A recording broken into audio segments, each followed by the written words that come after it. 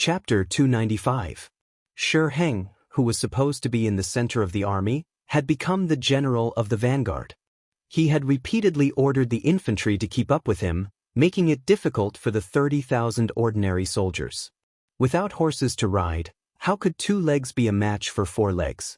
As a result, the distance between the two sides grew larger and larger. Not only that, but the infantry had also grown longer and longer. Some soldiers had almost reached the corridor while others had just walked out of the Tianjin Guard. This long line of soldiers had far too many weaknesses, so many that Gao Xiong was able to quickly find several massive openings. Now that there was a loophole, it was equivalent to giving the enemy an opportunity. Gao Xiong didn't hold back anymore. Commander Gao, who had already reorganized the army, led the cold front and the auxiliary troops down from the sky. It was as if he had smacked the Ming army's head with a club. At the gates of the capital, the tense-faced Minister of War Yi Ming, head eunuch Chen Guan of the Imperial Horse Directorate, and supervising eunuch Ru Zhu were standing on the city gates, their eyes anxiously looking into the distance. Finally, the dust began to rise, and the distant cavalry could be vaguely seen. "They're here, they're here." When Yi Ming saw the cavalry bearing the banner of the great Ming dynasty appear, his expression relaxed, and his entire body went limp.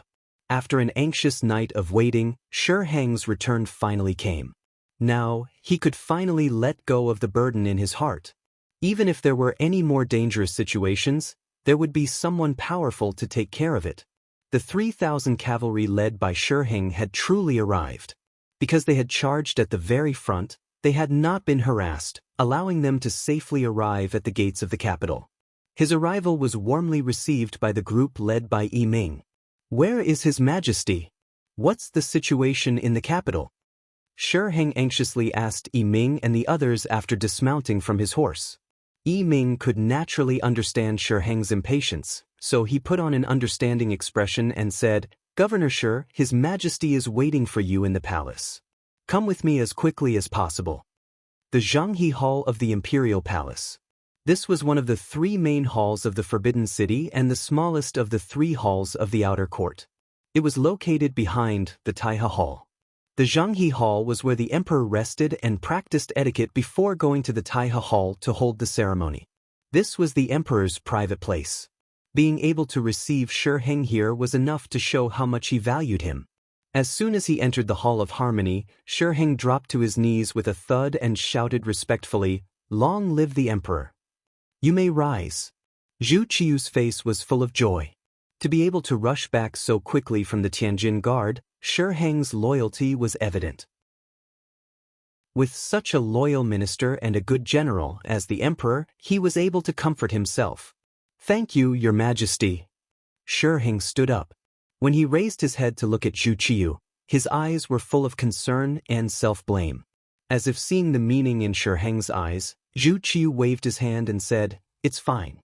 We are fine, the capital is fine, and the officials are fine. Now that you're back, everything is even better." Ha! A hearty and self-satisfied laughter resounded throughout the entire Hall of Harmony. Following this laughter, a series of hurried footsteps could be heard. Looking toward the sound, it was the head eunuch of the Imperial Horse Directorate, Chen Guan. As one of the heads of the eunuchs in charge of military affairs, there was rarely good news wherever Chen Guan appeared. With Chen Guan's appearance, the smile on Zhu Qiu's face gradually disappeared. The bad feeling in his heart grew stronger. "Your Majesty, there's an urgent report from the front line." Yang Village. In the study of the inner village, Tiger's Mane delivered a report he had just received to Yang Qindong. After opening it, Dong Shuai's laughter rang out. "Not bad, not bad. In this battle, Gao Xiong captured more than 15,000 Ming soldiers. In total, this Shi Heng has already given us half of the captives. He really is the commander-in-chief of transportation." Tiger's Mane didn't understand what a commander-in-chief of transportation was, but he was clear on one thing. That was, the front line had won another battle. Immediately, he said happily, "That's right. This time, we've captured so many young soldiers. I'm sure the Cold Front's team will be expanded." Expansion is good. But we must pay attention to the quality of the soldiers. How about this? send an order to Qiqian City and let the instructors there pay attention to increasing the loyalty of the soldiers. Also, the cold front's assessment cannot be the slightest bit careless. It's better to have nothing than to have something substandard. The use of the phrase, "it's better to have nothing than to have something substandard," was enough to show the high standards and strict requirements that Yang Chendong had for the cold front. In Yang Chendong's heart, the cold front had always been the most elite. He wanted to use this army to conquer the world. Since this was the case, they couldn't have too many soldiers. Otherwise, it would be difficult to provide for them even if they had great financial resources. This required them to be few but good.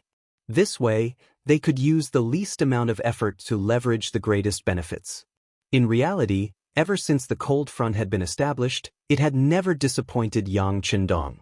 Just like this time, when they disguised themselves as Japanese soldiers, Gao Xiong had clearly written in the report that the cold front had no casualties. Only 20 or so auxiliary soldiers had died and 300 or so were injured. With less than 400 casualties, they were able to capture more than 25,000 Ming soldiers and take away more than 20,000 civilians near the Tiananwei port. Naturally, part of this was due to Shi Heng taking credit for himself and Zhu Qiu's careless command. However, Leng Feng's own strength also played an important role. It was because they were the leaders and the core that they were able to achieve victory. This was the meaning of being an elite. On the other hand, if the cold front was mixed with sand and couldn't become the elite of the elite, how could they achieve great things? Therefore, the phrase, "it's better to have nothing than to have something substandard," was extremely appropriate. Tiger's Mane, who had always regarded the sixth young master's words as the truth, immediately agreed and went out to spread the news. After Yang Chendong was left alone in the study, he slowly sat down on a chair. Then, his gaze fell on the map on the wall. It was the location of Japan. Through his gaze, he seemed to have slowly penetrated the map. Not long after, he could see the inspiring scene of a bright five-starred red flag being placed there. In the palace, Chen Guan knelt on the ground and reported that the army was attacked when they returned to the capital and suffered heavy losses.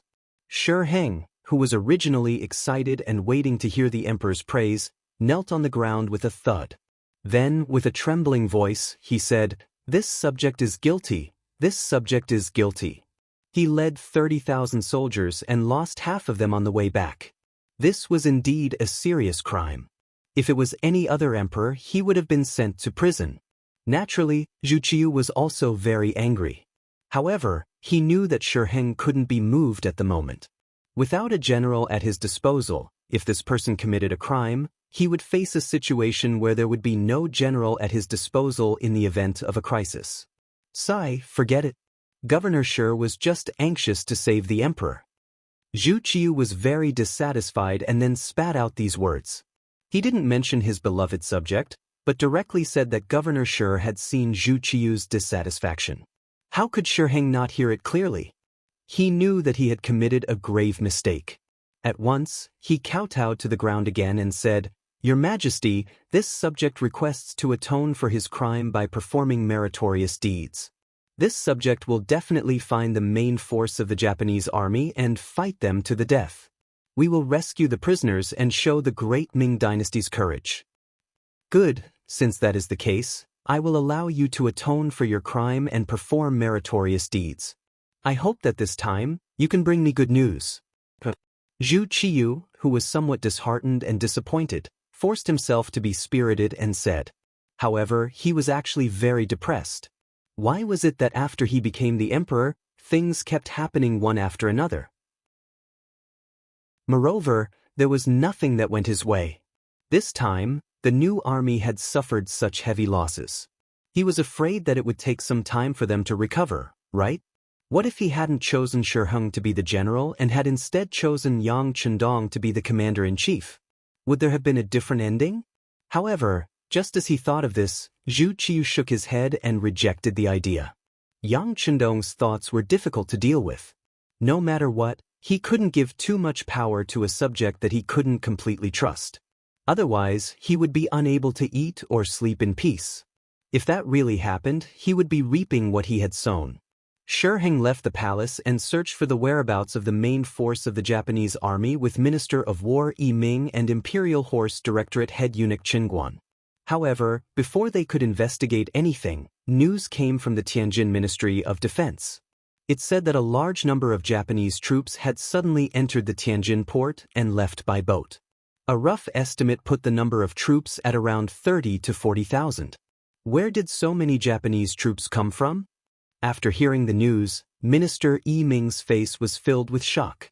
He didn't think that those people were actually his own soldiers who had been captured. However, the shock only flashed across Shi Heng's face for a moment. Then, he said excitedly, "Good, so many enemies have left. This time, there shouldn't be many Japanese troops left in our great Ming dynasty. I suggest that we immediately send people to secretly investigate their whereabouts. Once they are found, the army will surround and suppress them. No matter what, they can't be allowed to cause any more trouble." Agreed. Minister of War Yi Ming and Imperial Horse Directorate head eunuch Qin Guan both nodded in agreement.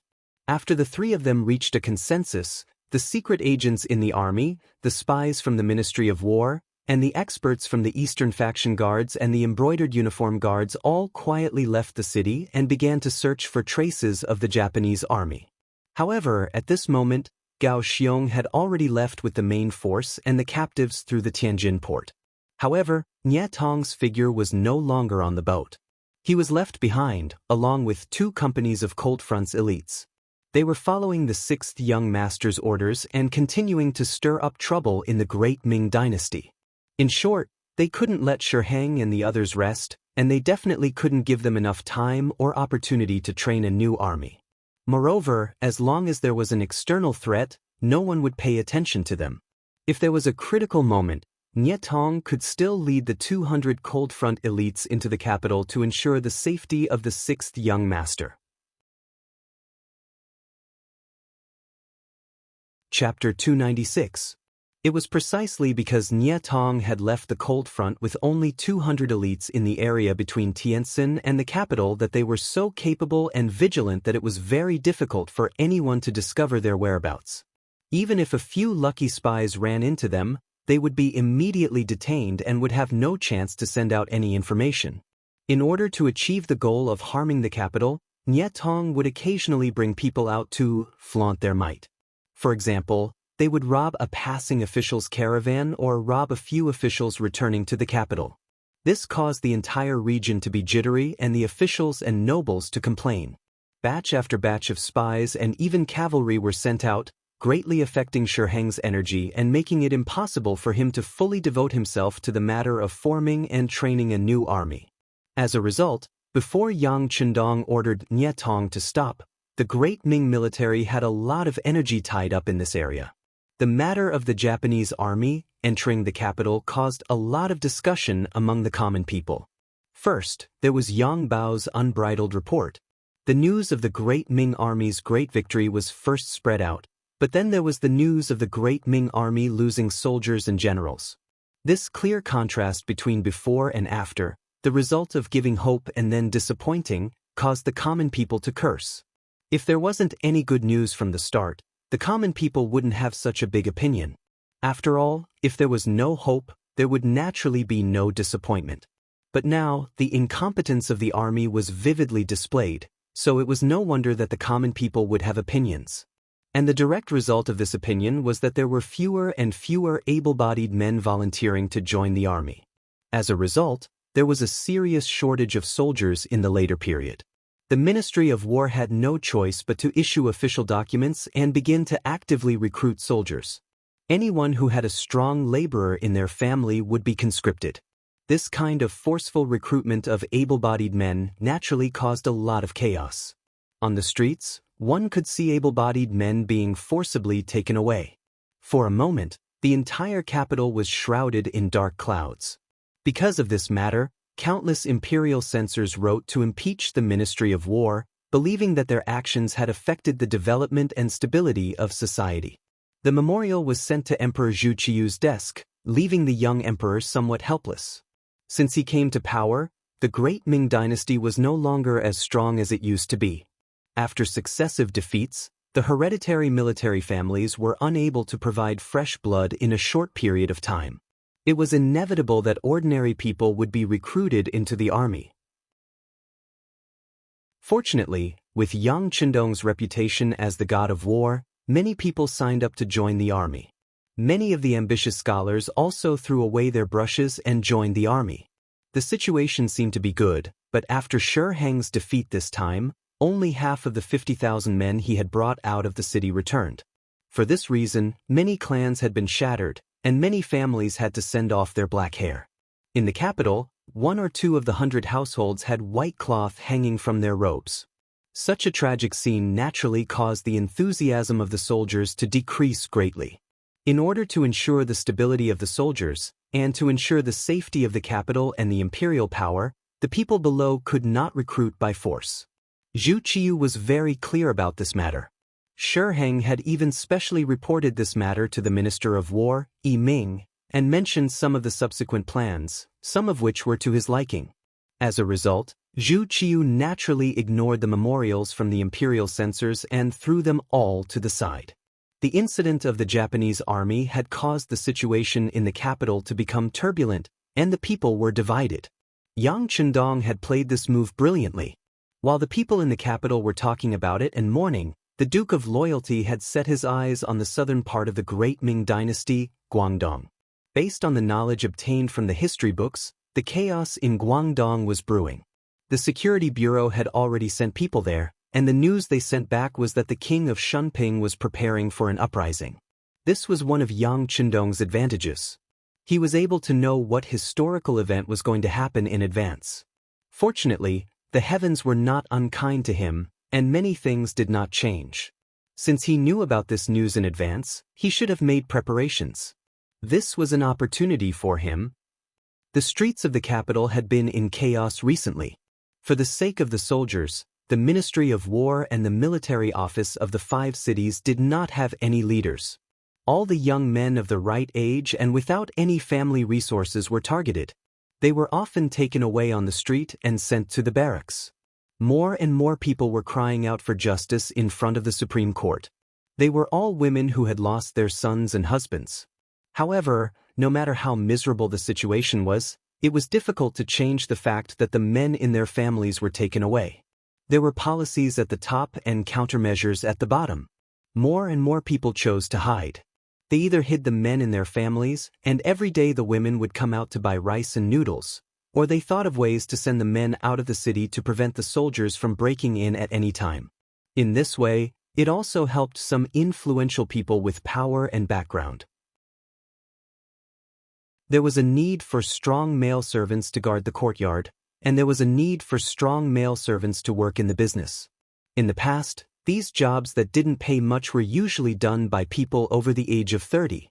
But now they had all become popular goods. Even if the pay was very little, there would still be many people who would fill the gap. The Ming dynasty's corruption was evident from this. In the Great Ming Dynasty, there were always some people who had special privileges. For example, there were noble young masters who came from good families, or there were merchants who relied on powerful families and had good family resources, or there were scholars who passed the county-level examinations. Often, these people were either rich or famous, and the soldiers were not willing to offend them. It was precisely because of their status that they naturally became a privileged class. This conscription event had also allowed them to obtain countless benefits. Soon, there was even a special business, which was to escort those strong men out of the capital. As a reward, each person received a huge sum of money. It was not that some ordinary families with no money or power did not give them a chance. They would send the men out and sell the women. After signing a contract of 5 or 10 years, they would be able to ensure that the men in the family could safely leave the city. In this background where men were superior to women, men were like the heavens. It seemed that as long as they existed, the family would still exist, and it would be filled with hope. As a result, more and more women sold themselves. There were even some who directly sold their daughters, regardless of how naive they were. They should have been at a carefree age. This chaotic scene made the lives of the people of the capital extremely cheap for a time. Even ordinary households who couldn't afford to buy a servant girl could buy one or two at a low price, so that they could enjoy being the master of the household and take on the airs of a master. Outside the Yang family manor, a carriage drove back, followed by a squad of mercenaries wearing camouflage uniforms. But compared to before, there were a few girls who were only 12 or 13 years old or younger in the group. They all had tears in their eyes, and their faces were full of grievances and reluctance, as if they had just experienced some hardships. Even their eyes were less lively and more lethargic. "Hello, Madame Shui." Lung Feng, who was guarding the outer courtyard of the Yang family manor, saw that the third madam had returned and hurriedly saluted. Then he looked curiously at the 6 or 7 little girls in the group, puzzled. Soon, the carriage arrived at the inner courtyard. As soon as the carriage stopped, Xiao Yuxue, who was dressed in snow white, hurried out of the carriage and asked Lung Feng, who was guarding here, "Where are the first madam and the second madam?" "Third madam, they are watching fish in the backyard," Lung Feng replied in a respectful tone. As soon as he finished speaking, Madame Shui floated past him like a gust of wind. It seemed that she knew some kind of lightness skill that allowed her to fly on water. In the pond in the backyard, bright red koi fish were swimming at the bottom of the pond. Their every move could be seen through the clear water of the pond. When 2 koi fish met, they would make a small splash, which made Hu Yen and Xiao Yin, who were watching from the side, exclaim in joy. Spring was about to pass and summer was coming. The weather was gradually getting hotter. Yang Chendong ordered some people to catch some koi fish in the pond for the madams to enjoy. Unlike Madame Shui and Madame Xiang, Hu Yen and Xiao Yin had not found what they wanted to do until now. Usually, they took turns to take care of the household. Occasionally, Hu Yen would give lessons to the servants in the manor, teaching them how to read and write. After all, she was Hu Zhao's granddaughter, so she was quite knowledgeable. However, the manor was not very big, and there were not many people. Even if she taught them something, it would not take too long. As for taking care of people, there were rules, and everyone was very self-disciplined, so there was really nothing to teach them. As for career, it was not as if the 2 women had not discussed this issue. Second Madame Xiao Yin had also thought about it. Since childhood, she was used to following the 6th young master. As long as she could stay by his side, she did not have any other skills. Taking care of the young master's basic necessities of life was enough. Originally, Hu Yen also wanted to talk about the matter of taking care of the household. However, after a long time of contact, her relationship with Xiao Yin was very good. In addition, this woman never fought for anything, so as the first madam, she naturally could not talk about the matter of taking care of the household. Later, she thought about how she had read some sages' books, so she thought that if possible, she could go to the academy to help. It could be seen that although the Yang family's academy was not large, 6th young master was still very attentive. He even took the initiative to take on the responsibility of being the head of the mountain. Logically speaking, with Yang Chendong's current status, he could have invited a great scholar to take on this position, and it would have been better for the outside world. However, he did not do that, but took on the heavy responsibility, which showed how much importance he attached to it. For this matter, Hu Yen had also mentioned it to Yang Chendong. In this regard, the 6th young master naturally did not care about it. With his wealth, it was naturally not a problem to support the madams, but if they wanted to do something, he would certainly support them. People always had to have something to do. This was not to make a living, but to pass the time. Chapter 297. As a result, Hu Yen became a lecturer in the Yang Academy. Every 7 days, she would give a lecture on etiquette, which was one of her specialties. As the granddaughter of the current Minister of Rights, she had learned a thing or two about etiquette from a young age. Today, there was no class, so the 2 girls invited each other to the garden to look at the fish. While they were enjoying the view, a white figure dashed into the courtyard. Who else could it be but Madame Shui? "Slow down. How can you run so fast like the third madam?" Hu Yen chuckled at the sight of Madame Shui rushing over like the wind. "Sisters, you're so infuriating." Madame Shui knew that Hu Yen was joking, so she did not take it to heart. Instead, she angrily sat down at the round table and told them what she had seen and heard in the capital today. As one of the famous courtesans in the capital, Madame Shui was gentle and had seen much of the world. She could easily solve some difficult problems if they were placed in front of her.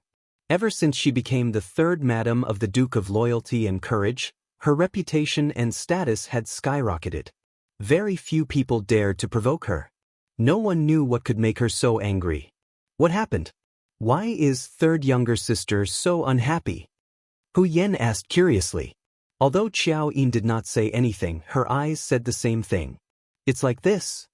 Madame Shui told them roughly what had happened in the capital in a sullen voice. According to her, the streets and alleys of the capital were filled with women being sold, and there were even some old women who were nearly 50 years old selling themselves on the streets. They had hired scholars from some place to write down their specialties, such as how good they were at cooking, how skilled they were at needlework, or how nimble they were at cleaning the house. They did this so that they could sell themselves better. Along the way, the status of women was so miserable. This was the opposite of what her husband had said about men and women being equal and that they could contribute to society as long as they worked hard. As a woman, Madame Shui, who now had a high social status, could not bear to see such a thing happen in front of her. Is that so? Is it caused by the imperial court's conscription? Hu Yan was indeed smart. Although Xiao Yuxue had not said the reason, she had already guessed the reason. On the other hand, Xiao Yin was still puzzled. Even if it's conscription, aren't there military households? They could have gathered people from around the capital, so why did they have to capture people from the capital? This was the capital of the great Ming dynasty, under the feet of the Son of Heaven. With such a mess, aren't you afraid that the imperial censors will impeach you? Aren't you afraid that the people will be upset? Scared? Of course I'm scared. Hu Yan's eyes seemed to spew flames of fury as she said, "It's precisely because we're afraid that we're capturing people from the capital. This is because the soldiers' families are essentially in the capital, which means that the imperial court has something on them. In the future, no one will dare to refuse to do anything they're ordered to do." I see. Understanding the reason, Xiao Yin nodded lightly. But soon after, she said somewhat indignantly, "But threatening someone like this is the conduct of a gentleman. Aren't you afraid that the greater the pressure, the greater the backlash? My husband often says that the one who wins the hearts of the people will win the world. If we continue to do so, we will eventually lose the hearts of the people." Gentlemen? How could there be a gentleman in the court? Otherwise, why wouldn't my husband be willing to go to court and coexist with those officials? Some people always talk about righteousness, benevolence, righteousness, and morality, but they always do things that are beneficial to themselves first. Madame Snow also interjected angrily. Then, she suddenly thought of something and hurriedly looked apologetically at Hu Yan. "Big sister, that's not what Yuxue meant. It's fine." Hu Yan shook her head with a magnanimous smile.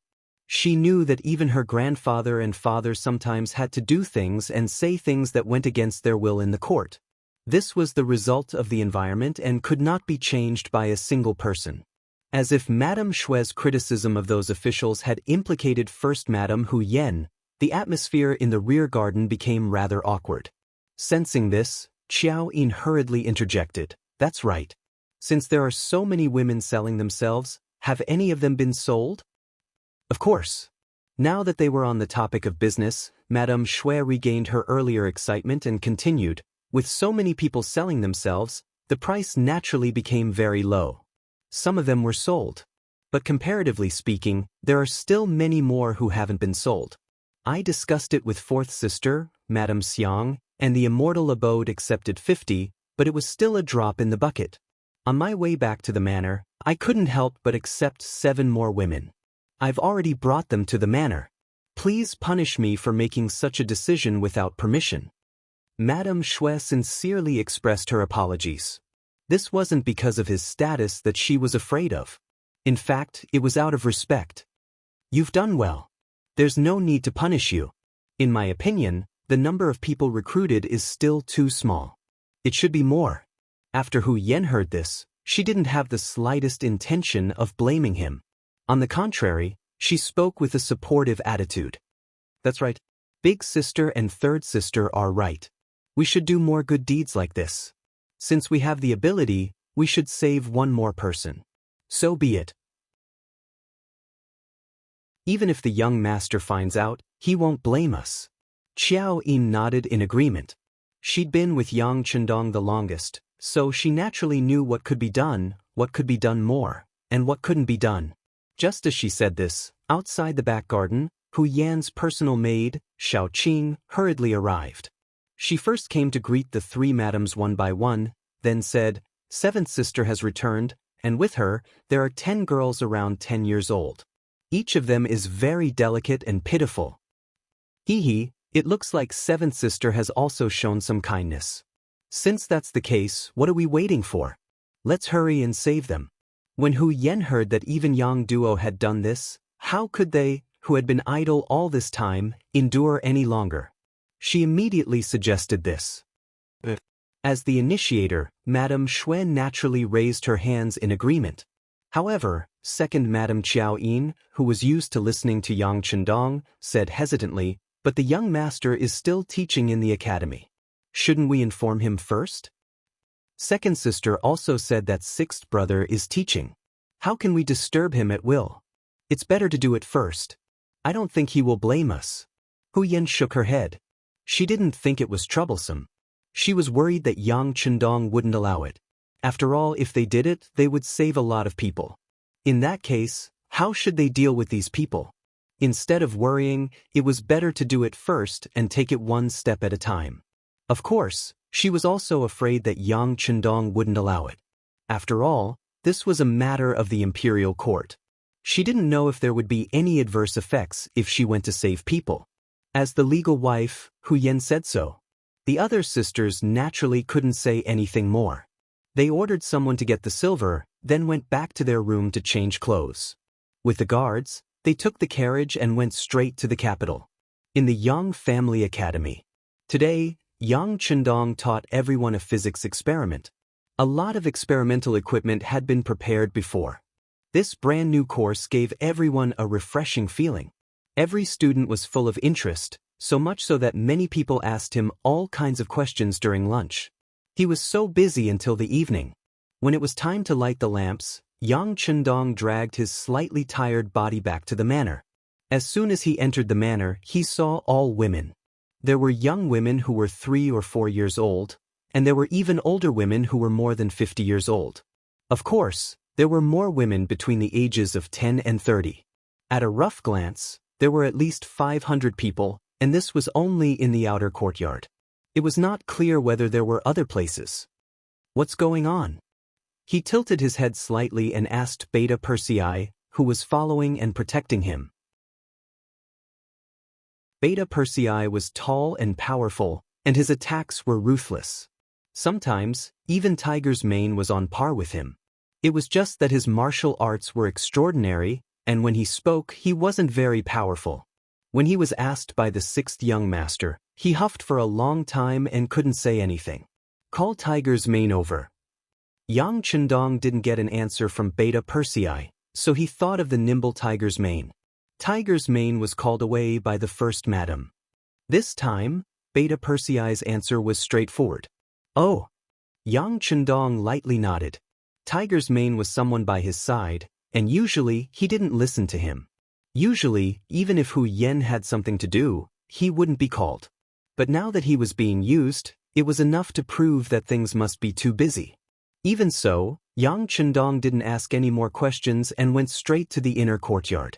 He wanted to see for himself what Hu Yan was doing. Also, where did these women come from? What were they going to do? In the inner courtyard of the Yang family manor, Hu Yan took a sip of tea and after slightly quenching her thirst, she continued to speak to Tiger's Mane. "I'll leave the arrangements for these people to you. When my husband asks, I'll tell him." "What are you talking about?" Yang Chendong just walked in at this time and immediately asked in a loud voice. "Young master."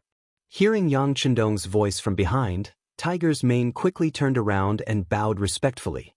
In response, Yang Chendong waved his sleeves and said, "What's the hurry?"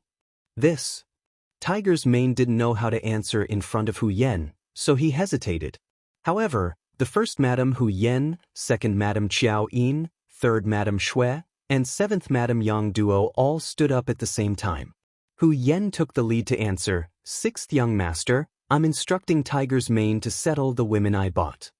"Women you bought?" Yang Chendong repeated with some confusion. "Yes, the situation is like this." In the following time, Hu Yen roughly explained the situation in the capital. In the end, she mentioned that she, several sisters, and seventh Madame Yang Duo couldn't bear it and bought 800 women.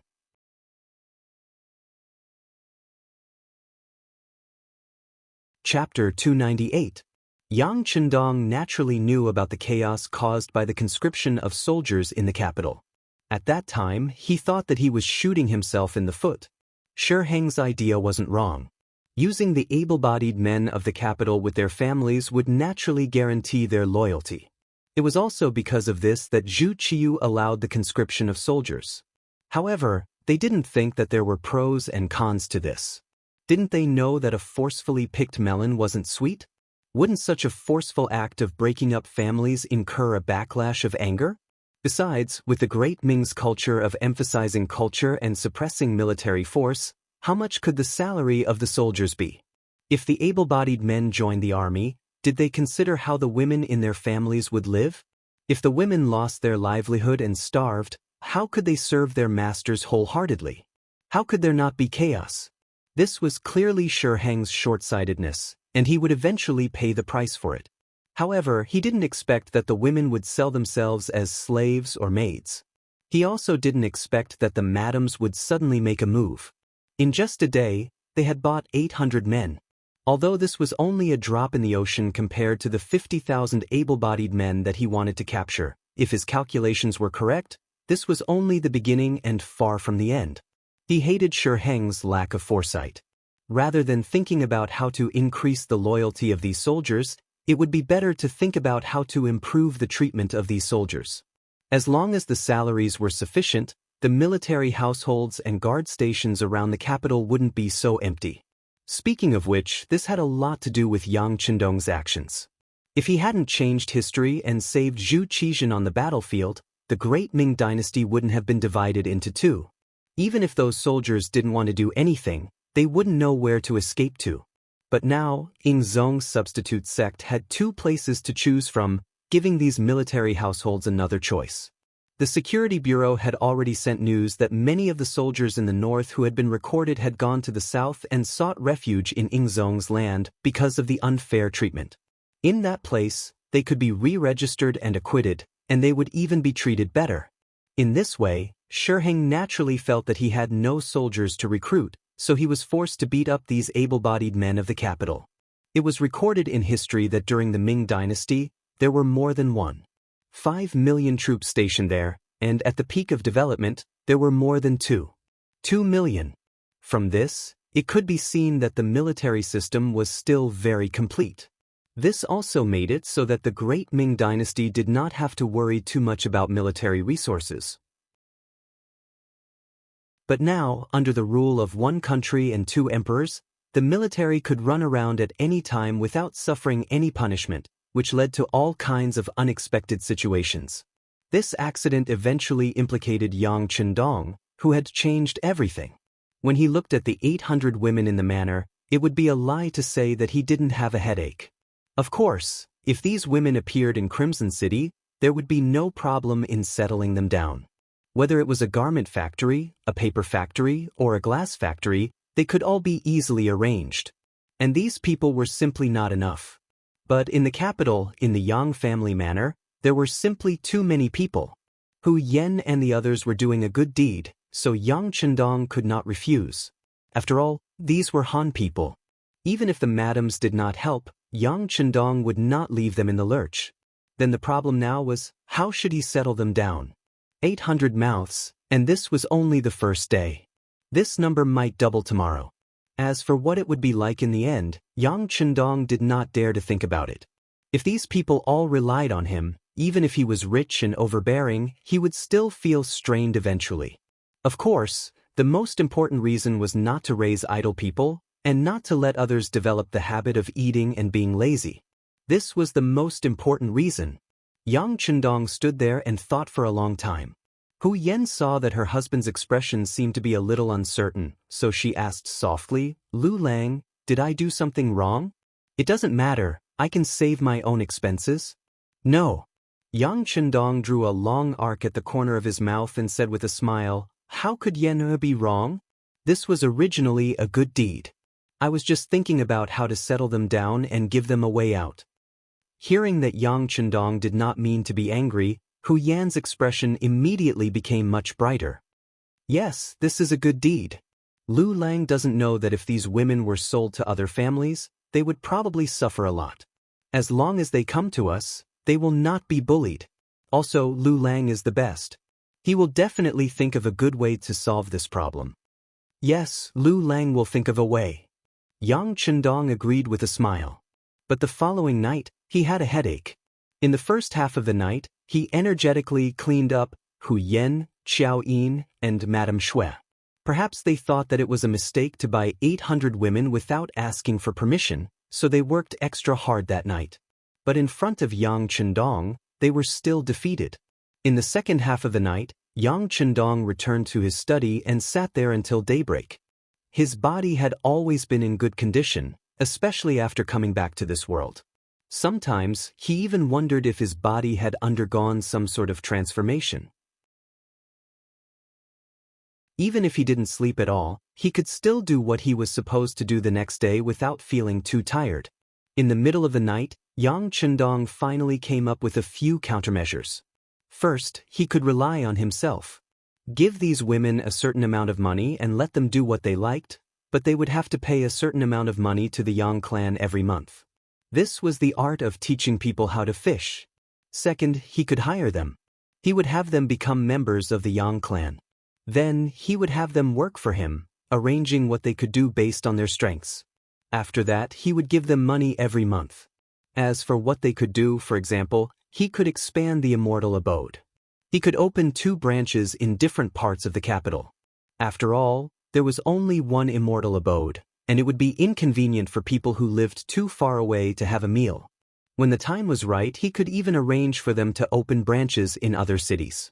This required a lot of manpower, and it was especially suitable for women. In addition, the Yang Clan Bank and the Heavens Beyond Trading Company also required a lot of cleaning, so he could arrange for some people to do the same. Third, he could transfer them to Crimson City. As he said before, Crimson City was growing by the day. It was precisely for this reason that the rapid development of the city had led to a shortage of manpower. The addition of these women would greatly alleviate this problem. Fourth, he could choose a few people to become his students. He could choose a few young and clever ones to enter the Yang Clan Academy to study. As the Yang Clan grew stronger and stronger, it would naturally require more and more professionals. While he still had some free time, he could teach a few more students. Even if he didn't have the time, he could have his students teach him. If he did well, these people would be loyal and useful, and they would be of great help to him in the future. With these 4 methods, it wouldn't be a problem to take care of the livelihoods of several thousand women. The only difference was that it would depend on what choice they would make. With these 4 methods, Yang Chendong spoke of his idea during breakfast the next day. The only difference was that the third method was to arrange for them to work in another city. He even said that he was preparing to expand his business to the south, and those women would be sent to the south as well. Hu Yen and the other women had always trusted Yang Chendong without any reservations. Reality had proven that whenever he did something, he would never make a mistake. Hearing that there was a solution to the problem, they naturally agreed without much consideration. Then, they began to chatter about how they would go to the city to save more women after breakfast. In the capital, because of the matter of conscription, tens of thousands of able-bodied men were captured, and the direct result was that even more women were forced to sell their bodies. Some of them truly didn't know how to live without men. This was naturally a habit formed by the superiority of men over women. The women were busy with the household chores, and without a man, they didn't know what to do. Even the most basic of scheming was difficult for them. There were also some who originally had some ability, and their men had not been captured.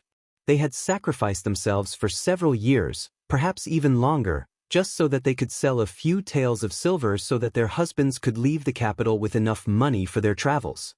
But no matter what the reason was, on both sides of the street, there were women selling their bodies. This scene was seen clearly by the officials participating in the morning court session. The soft-hearted sighed, the hard-hearted turned a blind eye, and there were also some righteous people who thought about how to express their views on this matter in the morning court session, to see if they could persuade the emperor not to conscript soldiers in the capital. But no matter what they thought, there weren't many officials who truly wanted to resolve this matter. Firstly, their conditions were limited. Even if they wanted to help, they couldn't help too many people. Secondly, no one wanted to be the first to stand out. Many of their colleagues and officials didn't help. If you acted first, it would show that you were capable. This was the easiest way to make others feel annoyed, and it was very likely that you would be isolated and ostracized. And the more there was no one to help, the more unusual the actions of Hu Yen and the other women were. Yesterday, when these women wanted to save a few more people, they also made some selections, such as good-looking, young, and healthy. But today, they simply pointed at a large group. For example, they recruited all the people on this street, and there were hundreds of them at once. Hu Yen and the others didn't even blink their eyes. In the imperial court, as Zhu Qiyu sat on the dragon throne that showed the dignity of the emperor, a day's court session began. The first to report was naturally the commander-in-chief, Shi Heng, the Marquis of Wuxia. He first reported to the emperor about the recent situation of the recruitment, saying that everything was going well. Then, the Minister of War, Yi Ming, stood up, saying that the new recruits had been registered, and there were some good seedlings, healthy, young, and strong soldiers, and so on. He also said that if everything went well, the army could be basically formed in a year or 3 months for the emperor to use.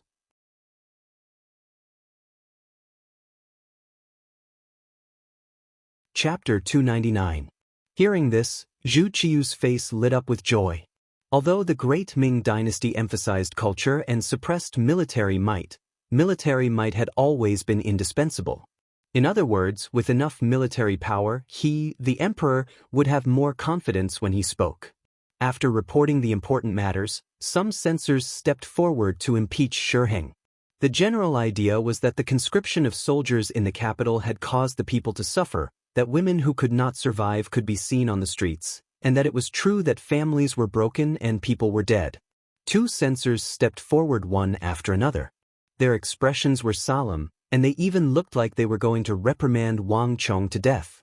Since ancient times, it was a glorious thing for civil officials to die because of reprimands, and for military officials to die in battle, as if they could leave their names in history. The moment the censors stepped forward, Zhu Qiyu's face was filled with displeasure. He even glanced at censor of the right, Chen Yi, more than once. In response, this official in charge of the censorate lowered his head. Who didn't know that the imperial censor only had the right to hear rumors and speak. Furthermore, what he said was true and what he saw with his own eyes. How could he stop the imperial censor? The 2 censors were still speaking aggressively. The general idea was that if this continued, the capital would fall into chaos, and the people would be in an uproar. This would be detrimental to the country and so on.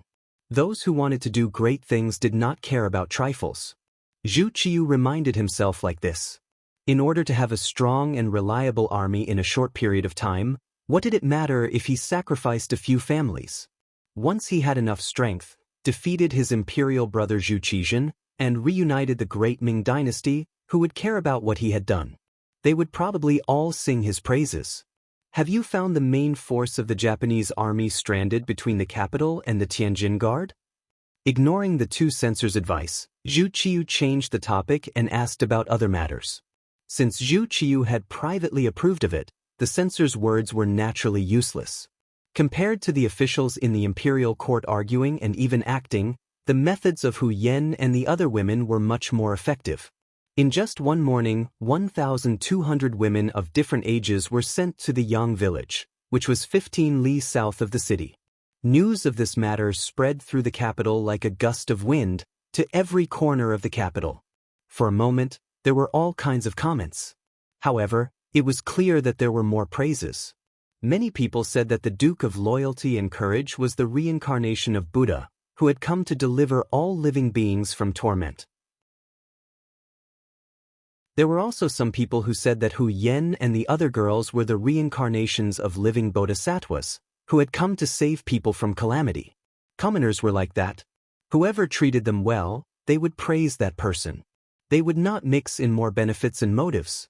Thus, in a short period of time, the virtuous name of the Duke of Loyalty and Courage in the East once more spread throughout the capital.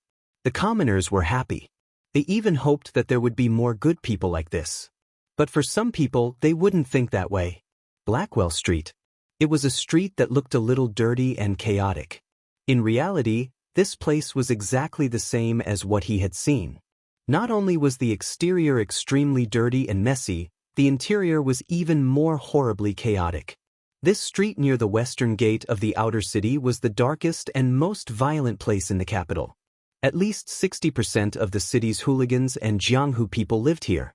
Everywhere there was white and there was black. As for the existence of the so-called evil forces, it was not uncommon to see them in the past dynasties, and they could not be stopped despite repeated prohibitions. It seemed that in history, except for the great people who had cracked down on prostitution, gambling, and drugs at the beginning of the country, these dark things existed everywhere. Blackwell Street was a place where all these dark sides were gathered together. Jianghu people were everywhere here.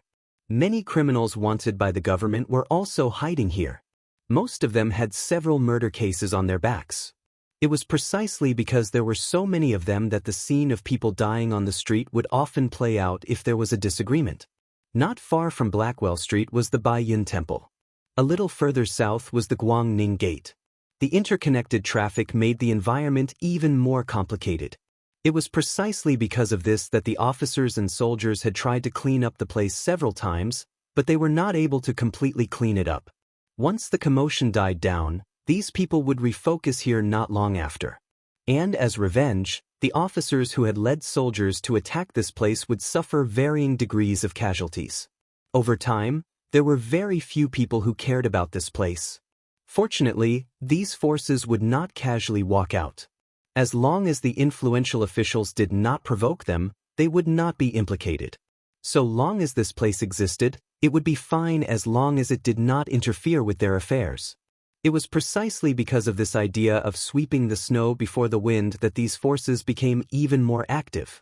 And this time, when the news of the women selling themselves came out, they directly came out and either bought them cheaply or threatened them. In just 2 days, they managed to snatch more than 1,000 women. Because there were too many women selling themselves this time, it was difficult for them to attract the attention of others even if they took action. Even if they did notice, no one would really care about them. After all, if these women were not digested through various methods, it was likely that they would starve to death. But their mistake was that they actually dared to snatch the women from second Madame Qiao Yin. Old Mountain Street. Like its name, it was an old street that had existed for several hundred years. But because of its long history, the layout of this place was rather messy. There were houses built everywhere. Over time, it became a symbol of filth and disarray. The rich gradually moved away, leaving behind some poor people. Because of the poverty, the two sides of the street became a place for women to sell themselves. They squatted neatly on both sides of the street, waiting for a suitable future master to appear. When Xiao Yin heard the news, she brought her people here. When she saw that there were at least 300 women waiting to be sold, how could she be polite? She waved her hand and said that she was selling them all. She had them come to her place to register. Then, she gave them the money and signed the contract to sell themselves. This was already the 3rd time Xiao Yin had done this. She had done it twice in the morning and saved over 200 women. This time, there were slightly more people, so it was likely that this would be the last transaction for the day. The 300 people lined up one by one. It was not that fast, but it was still possible to complete the transaction in an afternoon. But just as these women were lining up, a group of fiendish men suddenly appeared behind them. It was only the weather of May.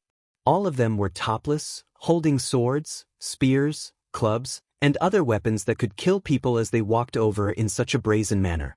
It's people from Blackwell Street. As soon as they appeared, a woman who was familiar with the situation cried out in alarm and quickly ran towards Xiao Yin. The originally orderly formation instantly became chaotic. What's going on? Xiao Yin's beautiful eyes narrowed when she saw that the originally orderly line had suddenly become so chaotic. The leader of the guards accompanying them was Yang Wu. When the people on the other side appeared, a member of the security bureau approached and said something to him. He strode over to Xiao Yin and said, "Second madam, the people on the other side are the bullies of Blackwell Street. Their leader is called Qi Lu. He's vicious and merciless. You should return to the sedan and avoid him. Leave this place to us. Don't cause trouble." Xiao Yin knew how powerful Yang Wu and the others were. She wasn't afraid of the people on the other side, but she didn't want to cause trouble for the young master. Yang Wu understands. At that moment, Xiao Yin returned to the sedan accompanied by a few maids. Yang Wu left 4 cold blade guards behind to protect her while he led the other 6 guards to welcome Qi Lu. Qi Lu Kang was tall and sturdy, with a fierce expression on his face. He held a demon-headed blade in his hand. The blade was heavy and the back of the blade was pressed against his exposed shoulder. He looked fierce and fiendish, revealing a mouthful of large black teeth. He walked over with large strides and stopped 10 steps away from Yang Wu. Yang Wu and the 6 men from Lungfeng also came to a stop. They first sized up the other party, then cupped their fists and said, "I am Yang Wu from the Yang family manor. Are you Third Master Qi? I've heard so much about you." After Yang family manor's name was announced, Qi Lu's gaze didn't change much. His gaze was still condescending. "Heh, since you know my name, you still dare to appear here. It shows that you have some guts. Yang family manor, right? It's the land of the Duke of Loyalty and Courage. Fine, since that's the case, I won't bicker with you about your impudence. How about this? You can quickly leave." Qi Lu pointed his right index finger at Yang Wu and the others. After saying this, he laughed heartily. The dozen or so brothers beside him also laughed heartily. In this situation, there was no doubt that he was a bad person. If it was anyone else, it would be hard for them not to be afraid when they saw this scene. However, when it came to Yang Wu, who was accompanied by 6 Lungfeng elites, such a small scene was nothing in his eyes. Seeing that Qi Lu was still laughing heartily, Yang Wu stretched his back and said with an indifferent expression, "Since you know who we are, you still want to leave? You want us to leave? Isn't that embarrassing?" Yang Wu originally thought that he had already left some face for the other party, but who knew that the other party would refuse a toast? Qi Lu had heard of the name of the Duke of Loyalty and Courage. However, he wasn't in the capital at that time. After more than a year, when he came back, he heard about the East Marshal and the Duke of Loyalty and Courage. A duke was indeed scary, but to people like them who lived on the edge of a blade every day, there was no tomorrow. Generally, there was nothing that could scare them. Not to mention, those who had a duke title in his eyes were usually people who had made some contributions but were outside of his authority. Thus, he didn't put them in his eyes.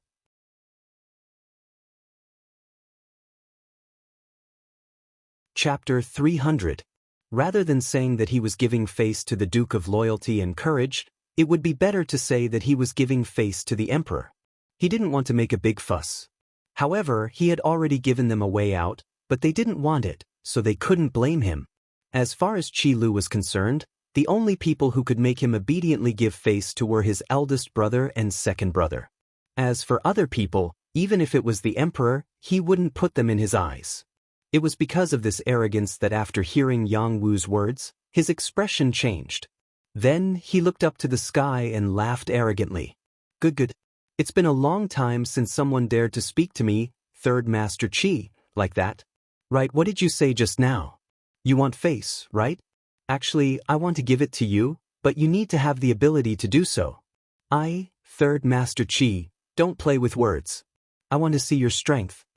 Facing Qi Lu's provocation, Yang Wu's face didn't show the slightest fear. What a coincidence. I also don't like to use words to solve problems. This was a clear indication that a big battle was unavoidable. Feeling that the atmosphere wasn't right, the women surrounded Xiao Yin's carriage. Compared to the fierce appearance of Qi Lu and the others, Xiao Yin's appearance was as cute as a reincarnated bodhisattva. Yang Wu's fearlessness ignited the anger in Qi Lu's heart. At this moment, his eyes were wide open. His left hand, which had been idle all this time, casually waved. The dozen or so subordinates behind him shouted in unison and followed his footsteps, pressing forward step by step. Song Lang! Yang Wu immediately pulled out the tri-edged bayonet from his waist. At the same time, his left hand lightly flipped and a flame suddenly soared into the sky. That was the firework he always carried with him. Once something happened, it would soar into the sky. When the nearby Lung Feng heard the news, he would immediately send reinforcements. The sixth young master had said this more than once. Although everyone only had one life, the lives of the people around him were more precious than others. Thus, if he could avoid danger, then he shouldn't. As for things like capsizing in a ditch, that was even more unlikely to happen. If it was only himself, Yang Wu might not have sounded the alarm so early. However, behind him was second Madam. Even if it wasn't for himself, he had to be more careful for Madam. When the fireworks were released, the coldness in Qi Lu's eyes intensified. He could tell that the other party was asking for help, but this could also prove that it was a sign of fear. Not to mention, he was confident that he could defeat the 7 people in front of him within a few moves. The dozen or so people who came with them were all criminals with murder cases on their backs. How could they be scared by a few servants and soldiers? A cold smile flashed across his face as the ghost head blade on his shoulder appeared in his right hand. Following that, Qi Lu ran forward at lightning speed, leaving behind footprints in his footsteps. Along with the rise and fall of his huge body, it seemed that every time his feet landed on the ground, there would be a loud thud. Qi Lu moved, and Yang Wu also brandished his tri-edged bayonet, which was shining with a cold light, and rushed forward. At this moment, the 6 Lung Feng elites behind him also pulled out their triangular bayonets and did the same. The two groups of people were like two whirlwinds that rapidly approached each other, stirring up clouds of dust on the sandy ground. Then, the two sides collided like two mad bulls. The sound of weapons clashing could be heard. In the sedan, Xiao Yin's expression was somewhat nervous. She was the one who understood young master's strength the most among the girls. She had even seen the young master's elegant demeanor when he defeated Walla's army from the tower. However, it was the first time she saw a real battle with real swords and real spears. In the end, she was a woman. Fear was inevitable. The more afraid she was, the more she wanted to see what was going on. However, because of the dust, everything became unknown. 30 breaths of time passed. A minute passed. At this moment, the sound of someone falling to the ground could be heard. 2 minutes passed. The dust was still there, and the fierce battle cries were still incessant. The 4 Lung Feng elites beside the sedan had already taken out the Type 95 wrapped in black cloth from their backs. They loaded the bullets and opened the safety. They knew clearly that with their brother's strength, if they couldn't finish off the opponent in 2 minutes, it was enough to prove that the enemy was strong. Since it was a strong enemy, they naturally had to prepare for the worst. 3 minutes passed. 5 minutes passed. Finally, some figures retreated from the dust. At a closer look, there were exactly 7 figures that retreated. Yang Wu and the others retreated. Looking at the background behind them, they still looked like they would not fall. This also caused the prostitutes to cheer. However, the 4 Lung Feng elites guarding the sedan could clearly see that Yang Wu and the others were panting heavily. Their bodies were also shaking up and down rapidly. It was obvious that it was a fierce battle just now. As time passed, the dust finally settled. Looking at the battlefield, not even a third of the opponents were able to stand. Only Qi Lu and 3 big men didn't fall. Even so, the 4 of them were covered in blood. Their breaths were heavy, and they looked like they had exhausted all their strength. Their leader, Qi Lu, had a 2-centimeter bloody hole on his left arm. Blood was flowing out from it. However, this person stared at Yang Wu as if he didn't see it. The corner of his mouth twitched a few times before he spat out a sentence. "Kid, you're not bad." but I hope you can preserve your life. Third Master Qi will come for you." After leaving these words behind, Qi Lu turned around and left. He didn't have the slightest bit of reluctance. He didn't even look at the dozen or so corpses on the ground. Seeing that Qi Lu was about to leave, the 4 Leng Feng elites behind him who had already loaded their guns asked in unison, "Fifth brother, do you need us to kill him?" "No need. His skills are not bad. It would be a pity to kill him like this. This kind of person should be a good whetstone." Yang Wu raised his left hand and made a gesture to stop shooting. His body moved slightly and then his left leg half knelt on the ground.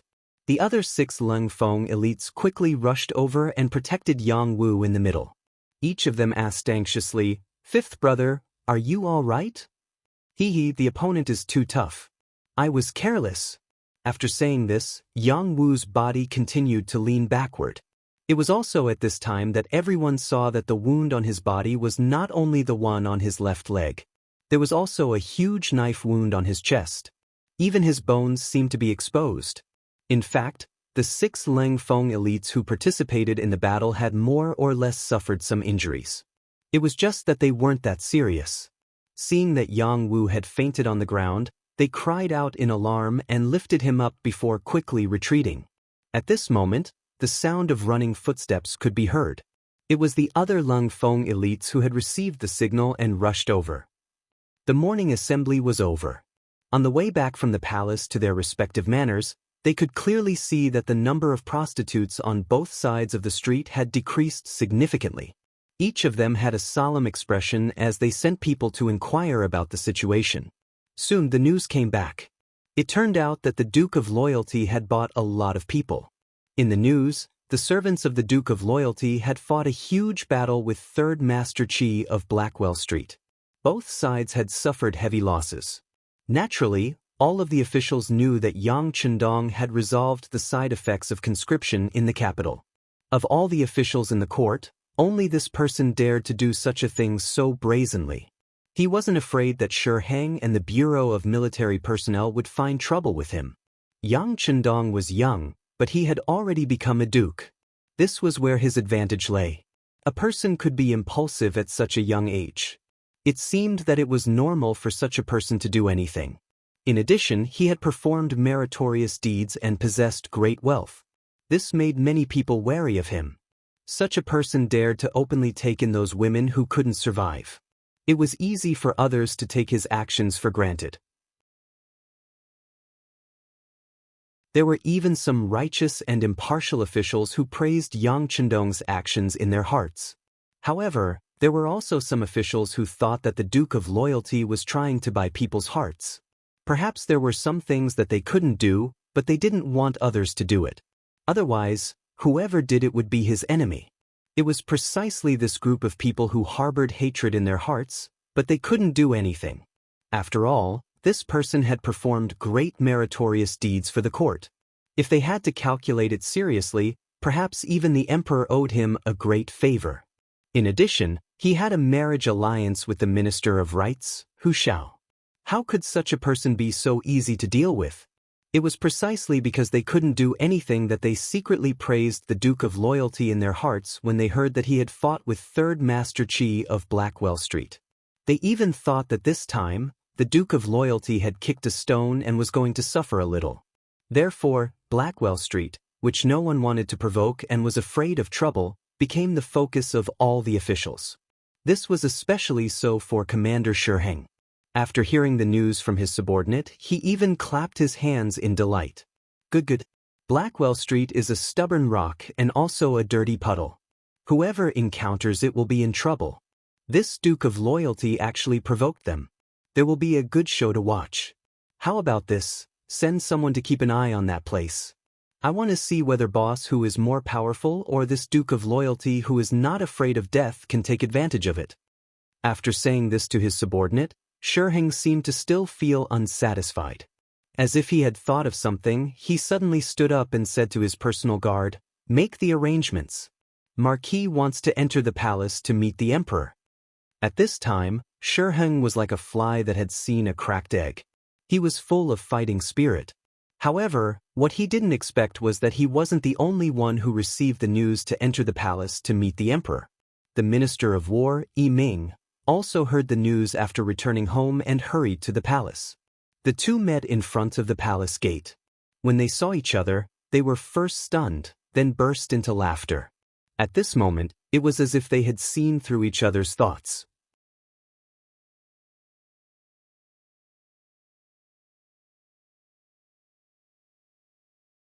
Seeing the excitement on the faces of the two important ministers, Zhu Qiu finally understood that the opportunity to deal with Yang Chendong had come. As for Yang Chendong, it was just as the officials had guessed. Zhu Qiu already had the intention to kill him. This person's merits were so high that he could shake the emperor. Zhu Qiu naturally did not want to let go of the opportunity to eliminate him. In history, such meritorious officials did not know who they were. For example, during the Qin dynasty, Lu Buwei was called second father and was forced to commit suicide. Li Mu defeated the Xiongnu and returned to the Qin dynasty. He used a scheme to sow dissension and was killed by King Zhao. Han Exin, Peng Yu, Ing Bu, and others were all killed by Liu Bang. The ancient king was called Gu, which meant that he was lonely. It meant that his good friends who had helped him were all dead. Only when the king was lonely would his position be more stable. Zhu Qiu was now practicing the art of the emperor. Naturally, he had long known that Yang Chendong's existence was a threat. Often, even if such a person did not have the intention to rebel, once his subordinates were put on the emperor's robe, who knew what would happen? It was only because of the existence of the mercenary army and in order to stabilize the overall situation and consolidate the imperial power that Zhu Qiu did not act rashly. Fortunately, he was still young. Even if he waited, there would be many opportunities. Wasn't that right? Now the opportunity had come.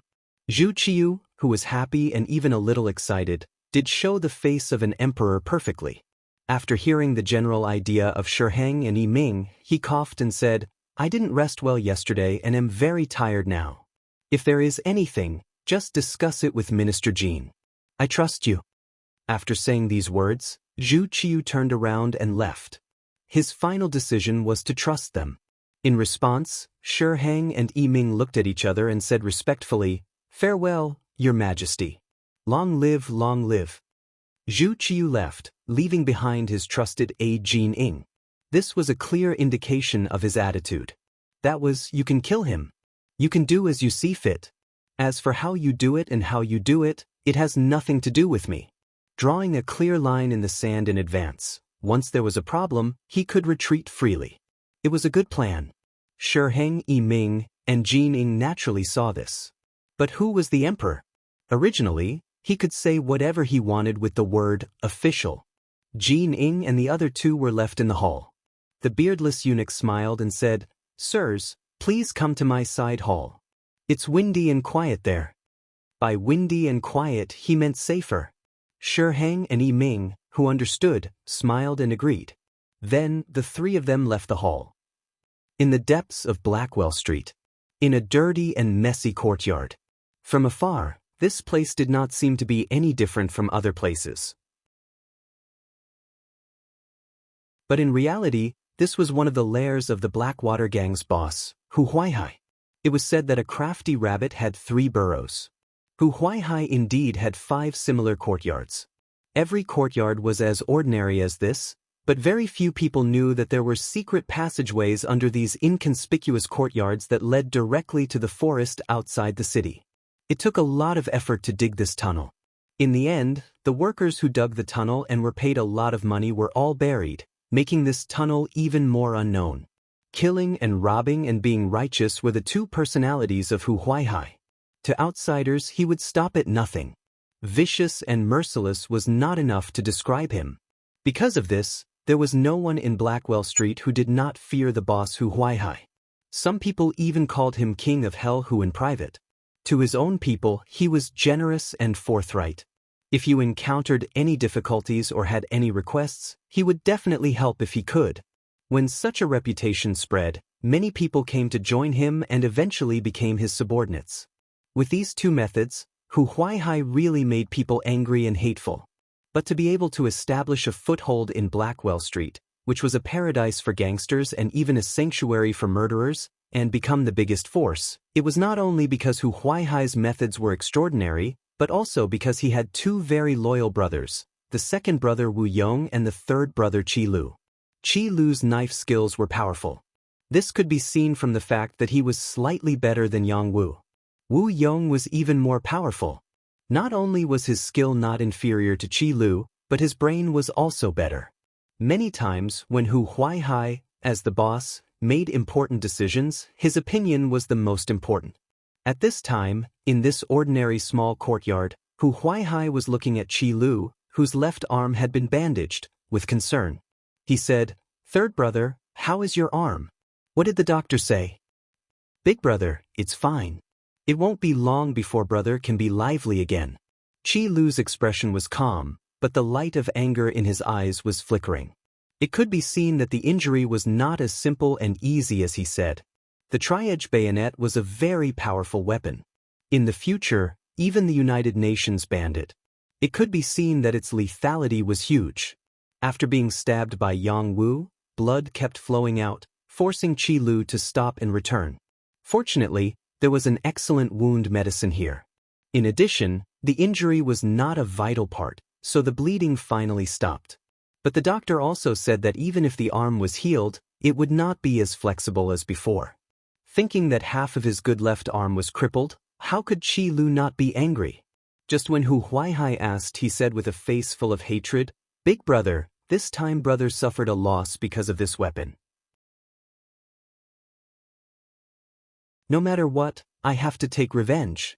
Otherwise, how can I have a foothold in the world in the future? That's natural. Since brother was bullied, big brother naturally has to take revenge. Second brother, tell me, what should we do?" Hu Huaihai replied magnanimously. Then, his gaze fell on the second brother, Wu Yong, who had been thinking with his eyes closed. Wu Yong, who was known as the military advisor, slowly opened his eyes after Hu Huaihai asked the question. Then, he gently shook his head and said, "Big brother, third brother, I'm afraid this matter is not easy to handle." "What's not easy to handle?" "We'll just take advantage of his unpreparedness and kill him." Qi Lu, who had suffered a loss, said with a voice full of emotion. "That's right, what's not easy to handle? Could it be that our Blackwater gang is afraid of an official who only has a title and no real power?" Hu Huaihai said disapprovingly. Hearing the analysis of big brother and third brother, Wu Yong's face showed a trace of bitterness. This loyal duke is not someone without real power. Although he does not have any real position, he is protected by the world's most elite mercenaries. You know about the mercenaries, right? It's said that they have an advanced firearm that can easily take a person's life from 100 feet away. It's not good to provoke them. It's just firearms. Don't the Ming army have plenty of them? But in third brother's opinion, the firearms camp is just SOSO. They didn't provoke us, but since they provoked us, we'll definitely teach them a lesson. Qi Lu, who had a bad temper, heard the words firearms and said without thinking, "That's not true. The firearms of these mercenaries cannot be compared to the firearms of the Ming army's firearms camp. I heard that the firearms in their hands are more accurate and can even fire continuously. It's not easy to deal with them."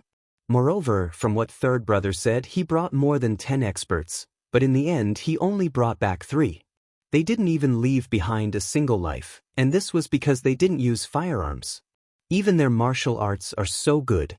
This kind of opponent cannot be underestimated.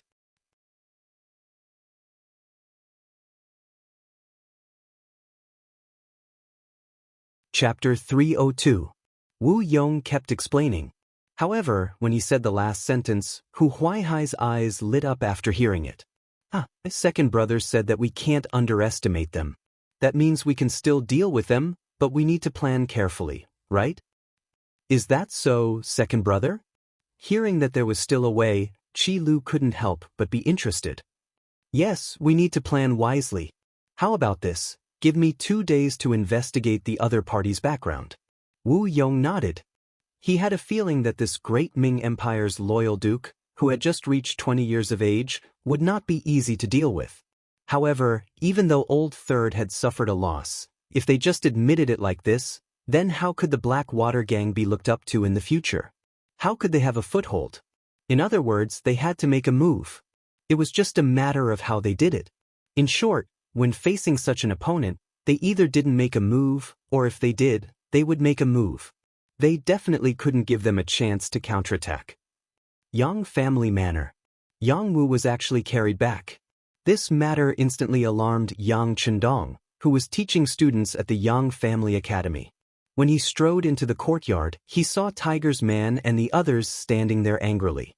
He asked in a deep voice, "Who can tell me what's going on?" "Sixth young master, it's like this." Two people who were responsible for protecting Qiao Yin's safety stood up. With one person taking the lead and the other supplementing, they recounted the scene that happened in Laoshan Street today in detail. Just as the two brothers finished speaking, a doctor walked out of the room. He was instantly surrounded by people. Yang Chendong was no longer as calm as before. His expression was somewhat anxious. "Dr. Li, how is it?"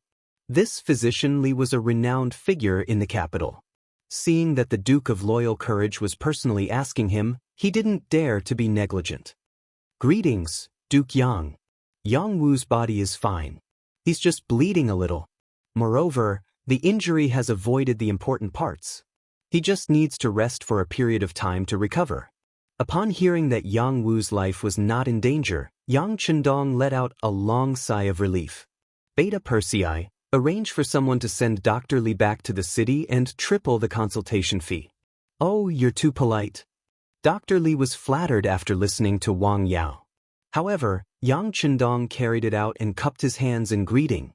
The other party politely returned the greeting and then left satisfied. After the doctor left, Beta Persei quickly rushed back. At this moment he saw Yang Chendong listening to Yang San, the deputy director of the security bureau, giving a detailed report about Haging Street and the Blackwater gang. "Young master, that's all the information we've gathered. That place is filled with crooks and honest folk, so it's not easy to enter. Every once in a while, Boss Hu of the Blackwater gang would clean up the place.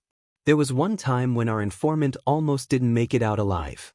Yang San lowered his head as he spoke. The situation of Haging Street was not easy to inquire about because of Hu Huaihai's caution, but more importantly, it was not the focus of the Security Bureau's investigation. It was just a group of Jianghu people and desperados. With the idea of well water not interfering with river water, they only did a simple investigation. Yang Chendong naturally knew this, but he did not say it out loud. After all, the Security Bureau had not been established for a long time and had limited manpower.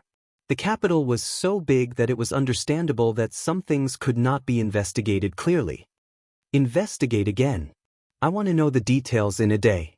Since the sixth young master had spoken, Yang San did not dare to be negligent. He immediately agreed as if he was making a military order. "Please rest assured, young master. In less than a day, there will be specific information. In this world, as long as one was willing to spend money, there was nothing that could not be done. Most of those people ran for their lives because of money. If they could be a good rich man, who would be willing to stay in such a place and waste their days?" Yang San hurriedly left. Yang Chendong did not choose to wait. Instead, he went into the room and looked at Yang Wu, who was sleeping soundly. Then he called Tiger's Mane and Beta Persei. When they were in the study, he looked at the two with bright eyes and asked, "How is it? Now you know that there will always be someone stronger than you?" "Young master, we were wrong." Yang Chendong's face was stiff, and the two hurriedly bowed their heads and admitted their mistake. The reason why they were wrong was because they had disobeyed Yang Chendong's orders. According to the sixth young master's criticism, a gentleman should not stand under a dangerous wall. If they felt that things were dangerous, they should leave as soon as possible.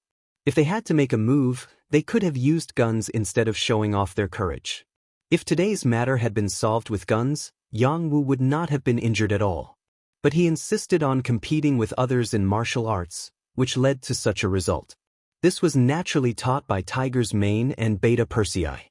They taught him that it was difficult to find an opponent, that he should be defeated alone, and that when he met a person from the martial arts world, he should use the martial arts world's way to solve it. What was the result? He had almost lost his life. According to the two Lengfeng's words, if they had not used a sharp weapon like the 3 bayonets, it was likely that Yang Wu would have been carried back as a corpse. The so-called rules were not ironclad rules. They almost lost their brothers' lives. It was no wonder that Yang Chendong would make things difficult for them. It's good that you know your mistakes. The two of you will each lose a month's salary. Also, all your subordinates who always talk about the rules of the martial arts world will be treated the same. If there is anyone else who is not satisfied, let him come find me. This young master will shoot him. It's better than one day he will become a ghost under someone else's knife. Yang Chendong's voice was not loud, but it was like a thunderclap in Tiger's mane and Beta Persei's ears. The two of them kept nodding their heads and admitting their mistakes. After a while, it seemed that Yang Chendong's anger had subsided a little. Beta Persei took the initiative to say, "Young master, this time we suffered a loss. We can't just let it go like this." "Yes, young master. This Blackwater gang is not a good thing to begin with. It's better to just destroy it." Tiger's mane also chimed in. "Of course we can't just let it go like this. It's just that they have existed for so many years and the government can't do anything about them. If we want to move against them, we need to plan. If we act rashly, we won't be able to take down all the enemies. That will only cause endless trouble in the future." Yang Chendong nodded. Of course, he would not let any of his enemies go. But since he was going to make a move, he had to hit them with one blow. He absolutely could not leave any hidden dangers for himself. On this point, Yang Chendong and Wu Yong's thoughts coincided. At the same time, both sides sent people to inquire about each other's background. Outside of the two sides, another group of people also appeared. That was Yi Ming's coachman, who was also one of his bodyguards. Yi Ming used to work in the military and had experience working at the grassroots level. That was how he got to know the Ministry of War and climbed up step by step. It was at that time that he came into contact with some of the people in the martial arts world and gave some favors to them, allowing them to work for him. This coachman was one of them. His surname was Shi Tao, and he used to have some fame in the martial arts world. His skills were also not bad. However, because this person had always been low-key and considered himself a coachman, protecting Yi Ming, not many people knew him. This time, he was sent out to deal with the Blackwater gang, who seemed to be from the martial arts world. Shi Tao first left the Yi residence, then went to the streets. After making many turns, he changed into a martial arts person's attire and entered Heijing Street, where he met the third master of the Blackwater gang, Qi Lu. Compared to his eldest brother, who was low-key and even somewhat secretive, Qi Lu was much more flamboyant. Even on the streets of Heijing Street, he was often seen. Through this person, Shi Tao told him the purpose of his visit and hinted that he had a way to deal with the Duke of Loyalty. Regarding this unfamiliar person, if it was any other time, Qi Lu naturally wouldn't have introduced him. But yesterday, just as he was discussing with his eldest brother and second brother about how to deal with this person, someone delivered himself to their door. Whether it was an enemy or a friend, he still needed to meet him. Thus, he brought Shi Tao to Hu Huaihai's other resting place. Coincidentally, his second brother, Wu Yong, was also there, so the four of them met. According to Shi Tao, he was someone who couldn't stand the Duke of Loyalty's actions. After hearing about what happened in Laoshan Street yesterday, his master decided to lend him a helping hand. He promised to think of a way to transfer away the Duke of Loyalty's elites, giving the Blackwater gang a chance to deal a fatal blow. He clearly stated the purpose of his visit, but when it came to who his master was, he closed his mouth and didn't say anything. It seemed that he wouldn't say a word more. Regarding this, the skeptical Hu Huaihai didn't agree to anything on the spot. Instead, he had someone arrange for Shi Tao to rest first, saying that he and the others would discuss it and give an answer. After Shi Tao left and there was no one else around, Hu Huaihai asked Wu Yong about this matter. "Second brother, what do you think of this person?" "Big brother, whether he is an enemy or a friend, whether he is a friend or not. If he is a spy sent by the Duke of Loyalty, as long as we do it well and guide him well, we can also use him. On the other hand, if he is someone who came to help us, then he can be a big help." Wu Yong's analysis was thorough. Looking at his meaning, no matter who Shi Tao was, since he came, he had to be used by him. That's right. Hu Huaihai nodded in agreement. Then, he thought of something and asked, "That's right, second brother, how is your investigation of the Duke of Loyalty?" When it came to this question, Wu Yong's expression became a lot more serious. He first looked at his third brother, Qi Lu, then looked at Hu Huaihai and said, "Big brother, this time the idea is really difficult to deal with." In the following time, Wu Yong reported the situation that he had investigated in the evening and the morning. For example, Yang Chendong was quite talented and had a mind for business. He also came from a famous family and was not careless even when fighting a war. Something about establishing the Yang Bao, creating the immortal abode, sky beyond heaven, and the Yang family bank, and so on. Also, a while ago, Lu San was hired by someone to deal with him, and in the end, he was defeated and died.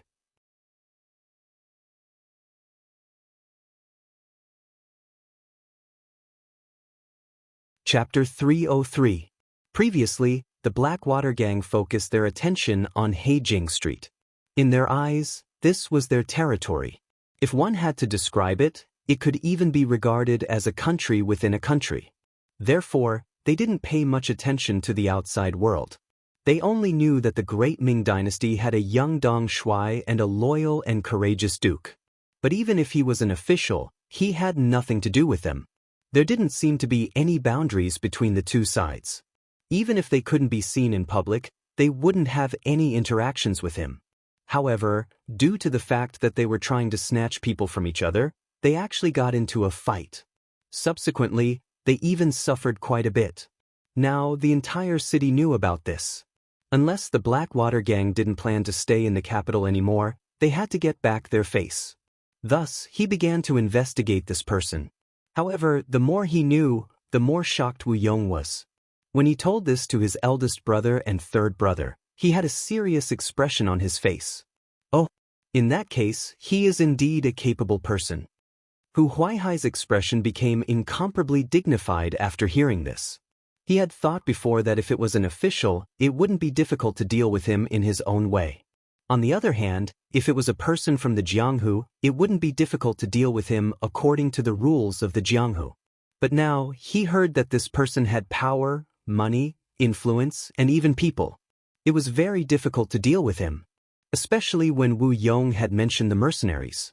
He had heard of this name before. After all, when the Wala army attacked the city, it was the mercenaries who drove them away. It was said that there were only a few hundred of them, but they managed to drive away the tens of thousands of Wala elite cavalry. At least the Blackwater gang couldn't do such a thing. If the mercenaries were to target him this time, what were his chances of winning? Hu Huaihai was still silent.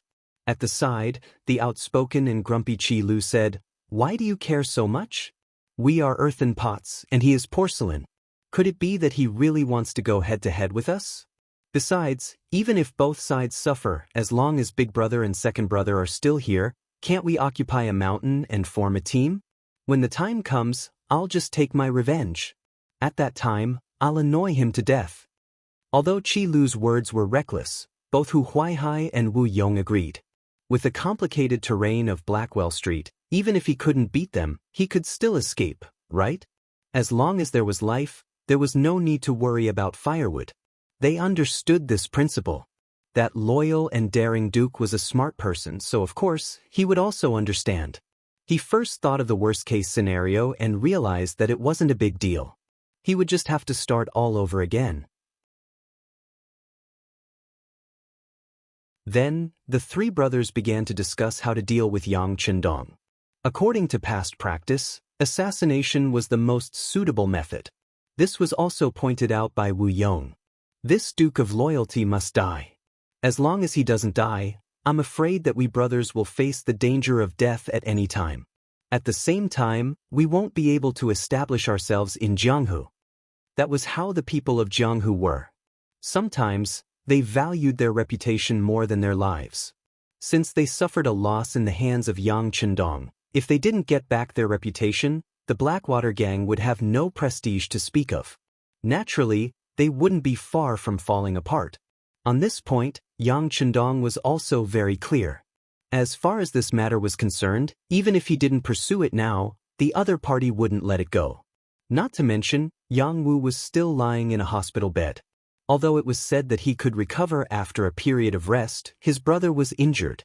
If he didn't do anything, he would also disappoint his brother. Not to mention, the name of the loyal and daring duke was useless. Just based on this point, those who didn't open their eyes would have to be taught a lesson. In addition, at noon, Yang San personally sent some information about the Blackwater gang. Looking at their actions, he was even more determined to not let this gang stay. This time, the Security Bureau spent a lot of effort and spent a lot of money to bribe some Jianghu people who usually mingled in Blackwell Street. From their mouth, they knew that this Blackwater gang really didn't shrink from any evil. Forcing the good into prostitution, bullying the good, opening casinos, and loaning money were common occurrences. The reason why they had a conflict with Yang Wu and the others this time was that they saw that there were too many prostitutes in the city and wanted to come out and get a share of the profits. Moreover, the information also showed that once the women were snatched by the Blackwater gang, they would be sold out of the capital, and the destination was the grassland in the north. They would be sold to the Wala and Tatar territories to become tools for those barbarians to produce the next generation or become targets for the other party to seek pleasure. Whether it was in the previous life or this life, if there was one person that Yang Qindong hated the most in his heart, it was undoubtedly the traitors. This kind of person had no ruler, no father, no country, and no home. For the sake of profit, they could really sell anything. Such a person was even worse than pigs and dogs. The way the Blackwater gang did things was no different from the traitors. Although the Great Ming and the Wala had stopped fighting, and under Yang Qindong's urging, the two sides had even started to trade, all of this was just a delaying tactic. It was to leave enough time for them to rear a fat sheep and slaughter it in one fell swoop. But the Blackwater gang's actions were clearly to help the other side grow stronger. Had they ever thought about how many people the women would bring to the other side in a decade or so once they entered the grassland? And how many Han people would die under the iron hooves of these foreign men? When he thought of this, Yang Qindong was so angry that he couldn't vent his anger. In his heart, he had already made up his mind to deal with them. How about this? Go and arrange something. Remember, it has to be a big deal. Yang Qindong whispered a few orders into Yang San's ear. Hearing this, the deputy chief of the Security Bureau, who was actually the manager, nodded repeatedly. The immortal abode of the capital. Ever since it was built and opened for business, it had been very prosperous. Apart from the disturbance caused by the Japanese envoy a while ago, which caused a certain loss in business, it had always been difficult to find a table. Now that the Japanese army had suddenly landed in the Tianjin garrison and attacked the Great Ming's army, the Duke of Loyalty was able to extricate himself from this matter, and the business here continued to flourish.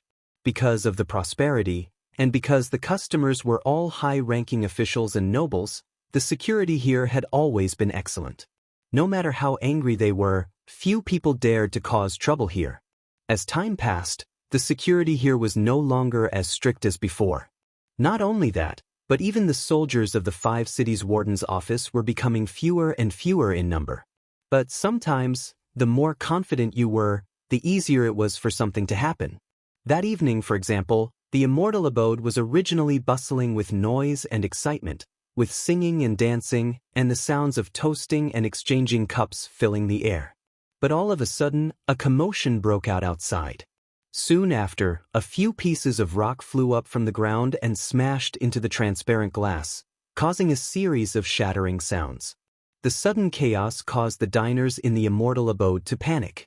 2 of them were even unlucky enough to be injured by glass shards. The dancers in the stands screamed in unison, making it seem like the end of the world had arrived. Fortunately, the chaos ended as quickly as it started. By the time the Immortal abode's guards ran out, the troublemakers had already fled west. They chased them all the way until they saw them enter Blackwell Street. Only then did they stop and return. With so many witnesses present, the Immortal abode immediately pointed the finger of blame at the Blackwater gang. Thinking back to the conflict yesterday, anyone who wasn't an idiot could see the cause and effect. The 5 cities' warden's office arrived, as did the Supreme Court. When they heard the clamor of the diners, they knew that things weren't going well. These Blackwater gang members were a bit too bold. They actually dared to provoke the Duke of Loyalty in such a public manner. They really didn't know how to write the word death. News of anything that happened to Yang Chendong always spread quickly. Shi Heng, who was in the barracks, and the Minister of War, Yi Ming, who was in his residence, both received the news. However, the two of them had the same reaction. This was a trap from the start. First of all, they had already sent people to contact the Blackwater gang and were waiting for them to join forces. Then again, if they wanted to deal with Yang Chendong, they wouldn't have resorted to such a painless method. What did smashing a few pieces of glass count for? Although it was expensive, for the wealthy Duke of Loyalty, it wasn't even a drop in the ocean. If they did this, not only would they not be able to do anything to the Duke of Loyalty, but it would also arouse the anger of others. Even if everyone had a common enemy, it was really the behavior of a stupid pig. Since the Blackwater gang could occupy Haging Street for so long, they wouldn't only have such an IQ. If they didn't do it, there seemed to be only one answer. It was that some people directed and acted out a play. It was just that both of them could see it, and even some smart people could see it. But things had already happened, especially when there were rumors in the marketplace saying that the Blackwater gang was afraid of the Duke of Loyalty, but they couldn't take it lying down, so they used the method of warning. As soon as such news came out, the public was outraged and condemned the Blackwater gang. At the same time, it was tantamount to giving Yang Chendong an excuse to make things bigger. Sure enough, just when Shi Heng and Yi Ming were still worried about whether Yang Chendong would take advantage of this matter, the Supreme Court, the Ministry of Justice, and the 5 cities' warden's office received Yang Chendong's visit. The general idea was that they had to give an explanation for this matter. Even the Ministry of Revenue received Yang Chendong's visit. The general idea was that if the government couldn't guarantee the lawful rights and interests of merchants, was there any need to pay the business tax? This was the Duke of Loyalty, the leader of the merchants of the capital. Although there was no rule that said that all merchants would listen to him, if he raised the issue of whether the business tax should be paid or not, then he would definitely have many supporters. After receiving Yang Chendong's visit, the Yamans didn't dare to be careless and reported the matter to the imperial palace.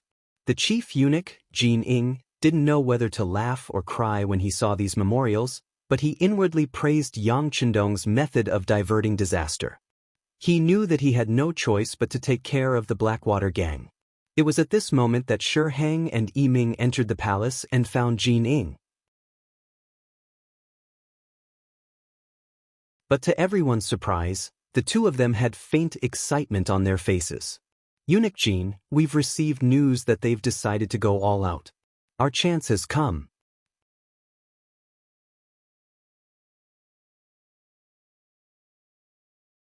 Chapter 304. Because of yesterday's incident, Wu Yong had sent people to keep an eye on Yang Chendong's properties, hoping to find some weak link. It was at this time that someone threw rocks at the Immortal abode. When his subordinates reported this, his expression changed. He knew that the other party was looking for an excuse to make a move. After all, yesterday's incident was a personal grudge between Yang Chendong and the Blackwater gang. If he mobilized people to cause trouble because of this, it would be the same as giving some people an excuse. This was the crux of the matter. Previously, Wu Yong had been wondering what kind of method the Duke of Loyalty would use to deal with him, but the other party had quickly given him an answer. What could he do if the other party used an obvious scheme to deal with him? He couldn't possibly take the initiative to go to the authorities and say that the matter wasn't his doing. In that case, he would probably be immediately arrested. While praising the Duke of Loyalty's vicious plan, Wu Yong found his big brother and third brother and called over Shi Tao. He said that he was willing to cooperate and asked that they give them a chance to fight. Of course, the Blackwater gang had another choice, and that was to give up on their current territory and leave the capital. This way, they might be able to preserve their lives, but their reputation in the Jianghu would naturally be lost. Those who bullied the weak and feared the strong would find it difficult to survive anywhere. In other words, even if they left, they couldn't just leave in such a muddled manner. There was only one path in front of them, and that was to wrestle with this bold and loyal duke. If they left when they were no match for him, at least others wouldn't look down on them so much. Since they had no choice but to fight, Tao came in handy. The three brothers called him over and told him of their decision, having him make arrangements as soon as possible. Thus, Tao returned to the residence and met with old master Ming. That was why Ming and Heng had joined hands to enter the palace. Ming, Heng, and Jining discussed in a secret room for more than 2 hours. When they emerged, they all had smiles on their faces as if they were about to complete some important mission. The Yang clan manor. After Yang Chendong diverted the trouble, the warden's office and the Supreme Court sent back news that night. He expressed that he would send troops to wipe out the Blackwater gang, but this power had been here for many years. It was not easy to deal with them. He asked whether he should ask the Duke of Loyalty and Courage to personally deal with them. After all, he was someone who had defeated Walla's army with ease. A small underworld gang was definitely no match for him. Everything was going according to plan. Yang Chendong looked at the two Yaman's replies and sneered. He said to Tiger's Mane, "Tell them that this young master will personally lead people there. Let's set the time for tomorrow morning. We need to catch them off guard." "Young master, why are you in such a hurry? How many of our brothers have not returned from the Darkwell Street? I heard that they have a secret passage that leads to the outside world." Tiger's Mane repeated the news he received from the Security Bureau in the afternoon. This was the news that the captain of the Langya Special Forces, Tai Hu, had personally found out. Until now, this person had not returned from the Darkwell Street. Secret passage? With this young master taking action, there is no use for any secret passage. Let Tai Hu and the others come back, and then we will arrange it like this. Yang Chendong shook his head indifferently. He already had an idea on how to deal with this underworld gang. Since they dared to scheme against him, then there was no need to keep them alive. In order to achieve the effect of a surprise attack, he decided to end the battle quickly, not giving the other party more time to prepare and consider. Since the young master was so confident, Tiger's Mane naturally did not try to persuade him. He agreed and left to pass on the message. The soldiers of the warden's office in the 5 cities, the bailiffs and constables of the Supreme Court, who were off duty at home, received the urgent order to recall them. For a moment, there were hurried footsteps on the streets of the capital. At the same time, the news also reached the Darkwell Street. At the Blackwater gang's boss, Hu Huaihai's place, Tao informed the 3 leaders of the order from above, and then quietly left. Obviously, he also knew that they were going to discuss the details of the operation, and his presence was inconvenient.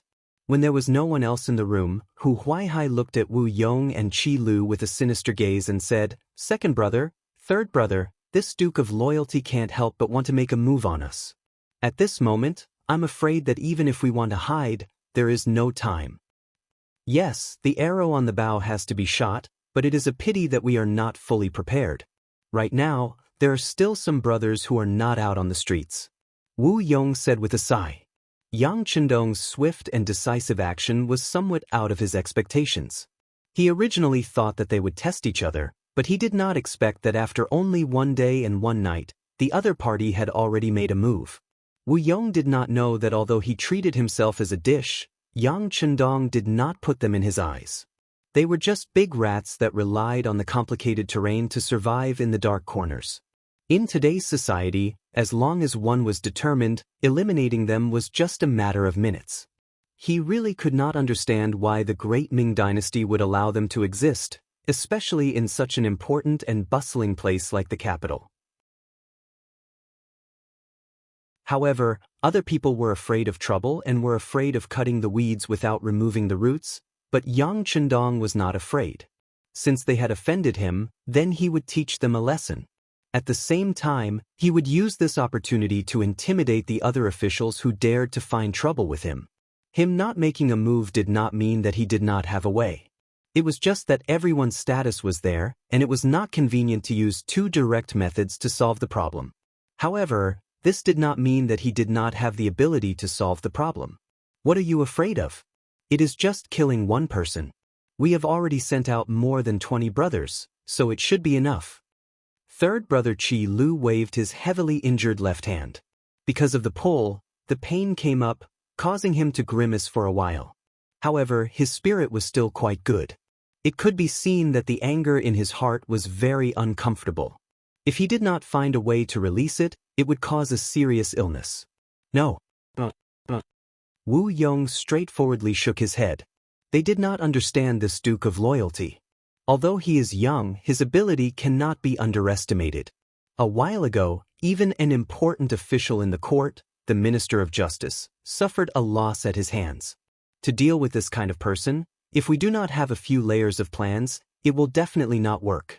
Second brother, what do you plan to do? Hu Huaihai knew Wu Yong well.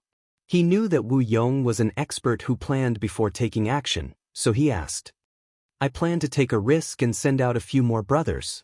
This way, the 3 of US brothers will have to split up into 3 groups. As Wu Yong spoke, he pushed the oil lamp on the table to the side. Then, he used his finger that had just dipped in tea to draw on the table. The so-called 3 groups. The first group is to guard the home and lure the Duke of Loyalty to attack. The second group is to sneak out of the city and kill toward the Yang family village, forcing him to hastily return to defend. The third group is to ambush him on the road back to the village and give him a fatal blow. This is good. Then I will bring people to attack the Yang family village. I heard that this Duke of Loyalty has 4 beauties. I want to let him know that there are some people that he cannot afford to offend. After listening to Wu Yong's analysis, Qi Lu took the initiative to bring the second group. In his opinion, any ambush or entrenched defense was too meaningless, and it was far less straightforward and satisfying than directly charging out. After Qi Lu finished choosing, Wu Yong also volunteered. Then we will rely on Big Brother to defend the home. Second brother will bring people to ambush outside. Hopefully we can succeed in one strike. The reason why Wu Yong chose to set up an ambush was because he knew that as the boss, Hu Huaihai would not trust anyone. The tunnel in Heijing Street led to the outside world. That was the escape route. In other words, it was the safest to stay here. As expected, when Wu Yong took the initiative to set up an ambush, Hu Huaihai's face, which was originally very serious, flashed with satisfaction. Since the 2 brothers were so tactful, he did not have to waste his breath. He immediately nodded and said, Then we will do as the 2 brothers said. This time, we will not let him return. He will not be able to return. The night was getting darker, but at this time, the Yang family manor was brightly lit. Especially when a sharp whistle suddenly sounded above the Yang Family Academy's dormitory. Nearly 50 students who had entered a state of rest hurriedly got up. The all-round development of morality, intelligence, physique, beauty, and labor was not just a matter of words. It was put into practice. Even an emergency gathering like this was one of the subjects that they usually studied. When the hurried whistle sounded, all the students got up and put on their clothes as usual. When they came to the academy's courtyard, they saw the green-clothed mountain-head Yang Chendong looking at them with a serious face. Although he hadn't said anything yet, everyone's intuition told them that something important must have happened. Everyone's expression couldn't help but become much more dignified. After Tiger's Mane counted the number of people, he came to Yang Chendong and reported in a low voice. Reporting to young master, all the students have gathered. Everyone is here. No one is absent. With a wave of his hand, he had Tiger's Mane stand to the side. Yang Chendong took 3 steps forward, closing the distance between him and the students. Then, he swept his gaze over them and said in a clear voice, As a truly useful talent, not only do you have to be eloquent, but you also have to be able to walk the world and be able to wield 1,000 pounds of weight with your arms. Today, this young master will bring you all to see a true battlefield. You will see the weakness of human nature and the cruelty of survival. As soon as he finished speaking, all the students' faces were filled with shock, followed by excitement and joy. As Yang Chendong students, they naturally knew how powerful their teacher was.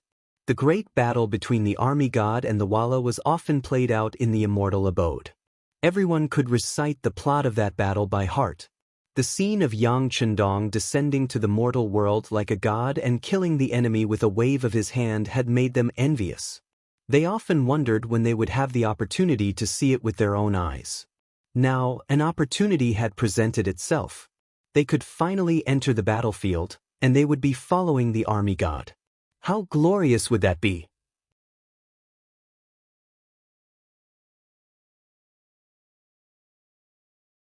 Chapter 305. After understanding all of this, the nearly 50 students immediately shouted in a loud voice, "We will obey the mountain head's orders." "Okay, we'll leave in 15 minutes. You can all go and prepare."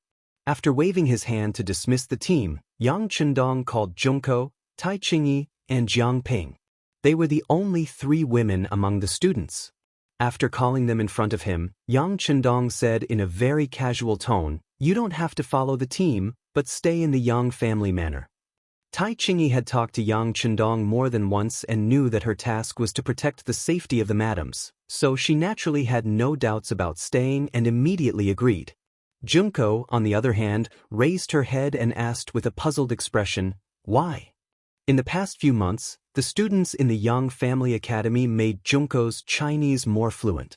Because she often underwent some physical training, her skin was not as white as before. But at the same time, it also looked a lot sturdier and even had a hint of maturity. At this time, when she raised her head and looked at Yang Chendong, who was more than a head taller than her, the stubbornness on her face was very cute and lovable. "No reason, this is an order." Yang Chendong's face became serious, and after finishing his words, he left in a huff. Without a satisfactory explanation, Junko's face was full of displeasure.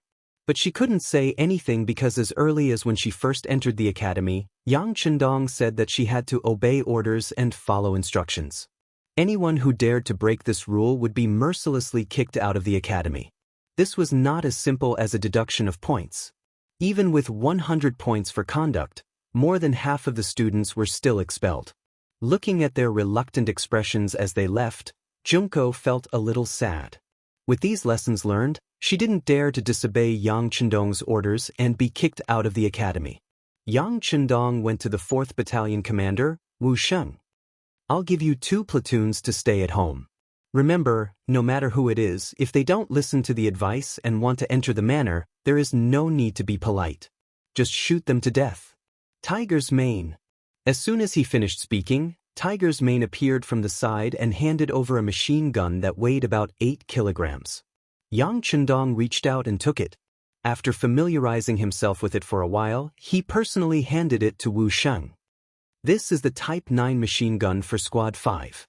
The gun is 840 millimeters long, the gun weighs 3.95 kilograms, the muzzle velocity is 970 meters per second, the caliber is 5.8 millimeters, the bullet capacity is 75 rounds, and the effective range is 800 m. I'll leave it to you for the time being. If a large number of enemies appear, wipe them out." "Yes. Sweep his mother," Wu Sheng said with a face full of excitement. When he first joined the Cold Front, Yang Chendong said that there would be more advanced and more powerful machine guns in the future. They would be able to wipe out a large number of enemies in one shot. Once they started fighting, one person would be able to guard the main road and prevent the enemy from advancing. When he first heard about it, Wu Sheng was very excited. He had a strong body and was quite strong. He thought that this opportunity would be most suitable for him to use. Now, his long-time dream had finally come true. Although this machine gun wasn't heavy and had appeared on the battlefield against the Wala cavalry, it wasn't the more powerful heavy machine gun that the young master had mentioned. However, even if it was a light machine gun, being able to use it once was something to be proud of. In the future, he would have something to brag about in front of the other Cold Front members. He had no choice but to take out the light machine gun for Squad 95. Tonight he was facing a group of fugitives. God knows what they would do. It was never wrong to be more prepared just in case. Because of the lack of time and limited information, Yang Chendong's operation this time couldn't be perfect. But it didn't matter. With his powerful strength and the unknown advanced firearms in his warehouse, he only needed to charge forward. He really had a heroic aura of, no matter how far you come, I'll go all the way. Leaving behind 2 squads of Cold Front members and 2 bases of ammunition, the Yang clan manor's defenses were raised by more than 1 level. Unless a large number of enemies charged at them with no regard for their lives, they were more than enough to deal with a few stragglers. While he was giving some instructions to Wu Sheng, the students had finished gathering. Yang Chendong led a platoon of Cold Front members and joined them. They left the Yang clan manor and headed toward the capital. In the inner courtyard of the Yang clan manor, Hu Yen, Xiao Yin, Lady Shui, Lady Xiang, and Yang Duo were all out of bed. Even though it was late at night, none of them were sleepy. As women, there was a limit to what they could do in such a situation. They could only pray in their hearts that their husband and brother would return safely. In reality, it was just suppressing bandits. They would definitely be fine. At the Yongding Gate, at the southern gate of the capital, the commander of the 5 cities warden's office, Sun Tong, was leading a group of soldiers to welcome Yang Chendong. Sun Tong had originally been a rank 6 soldier, but after defeating Walla's army, he had been promoted to rank 5. This was all thanks to Yang Chendong, and his heart was filled with boundless gratitude. This time, he had taken the initiative to stand up and say that he would work with the Loyalty Duke to get this job. At the gate, Yang Chendong saw Sun Tong waiting for him and stepped forward with a smile. "You've worked hard." "It's not hard at all. Working with the Loyalty Duke reinvigorates my entire body," Sun Tong chuckled, revealing a row of white teeth beneath his tanned face. Sensing that Sun Tong was revealing his true feelings, Yang Chendong patted him on the shoulder. "Good. People made mistakes." For example, Sun Tong had betrayed Yang Chendong because he had secretly passed on the information to Jin Ying. Fortunately, he had been able to return and was determined to know which side he was on. In Yang Chendong's eyes, such a person was a talent that could be nurtured. As soon as his palm touched Sun Tong's shoulder, his eyes lit up with excitement. He knew that the Loyalty Duke had approved of him. This made him even more determined to make the decision he had just made. It had been said before that those who could become the commander of the 5 cities warden's office were all shrewd people. Otherwise, they would not have been able to secure their positions. Weighing the pros and cons like this, how to balance the various forces to the satisfaction of everyone, this was an extremely profound study. Under the influence of such an environment, Sun Tong chose to hug the tree and not let go. He was determined to cling to Jin Ying's thigh. This way, he would be able to secure the position of Taiping. This way of thinking was not wrong. Under Jin Ying's protection, it would be extremely difficult for others to touch him. But everything had its pros and cons. Wanting to rely on this relationship to advance was also extremely difficult. This was because there were too many people relying on Jin Ying, and most of them held important positions. In comparison, the small 5 cities warden's office was too small. It was so small that Jin Ying could sacrifice herself at any time. It was also destined that there would not be too many resources placed on him. Because of this, when they had defeated the Walla and given out rewards, many important officials close to Jin Ying had obtained many benefits and promotions for various reasons. But Sun Tong, who had made great contributions, had only been promoted by half a rank. He had risen from grade 6 to grade 5, and his position had not changed at all.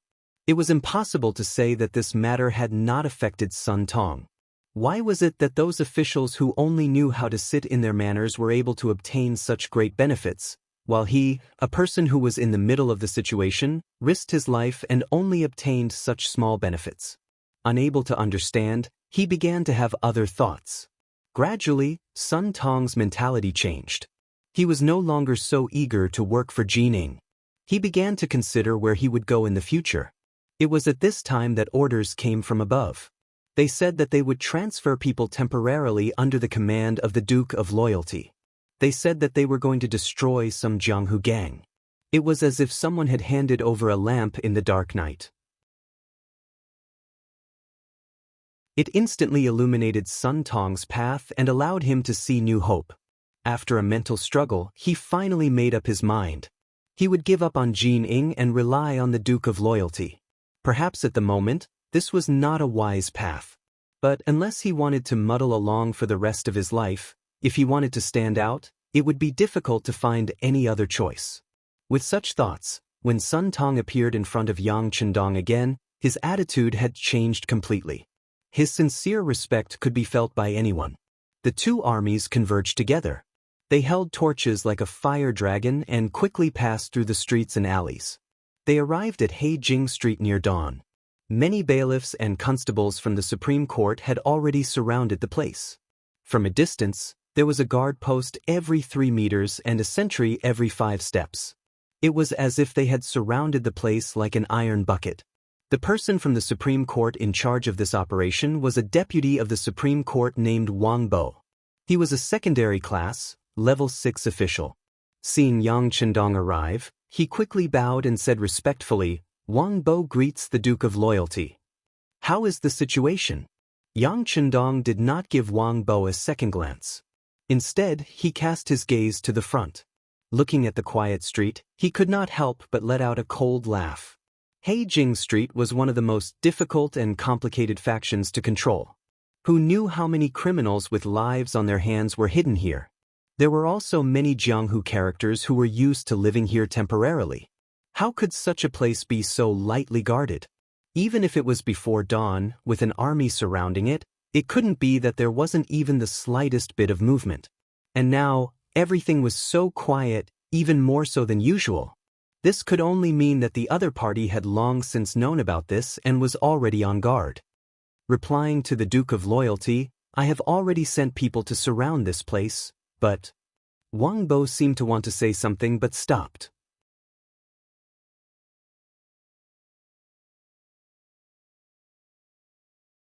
Chapter 306. But what about it? Yang Chendong originally thought that the other party would be dignified and might even ask for credit because of this. It was not impossible. Facing Yang Chendong's curiosity, Wang Bo seemed to hesitate for a moment, then said as if he had made up his mind, "But according to this official's experience, these bandits should have been alerted a long time ago, or else they wouldn't have been so quiet. I'm afraid that someone else has already passed on the message." He thought that this was just an official sent by the Supreme Court, and that he was only cooperating with him on the surface to clear his relationship with him. He didn't think that he would have such knowledge. Most importantly, what he said was the truth. While Yang Chendong was puzzled, Sun Tong walked up and whispered in his ear, "This official knows this Wang Bo.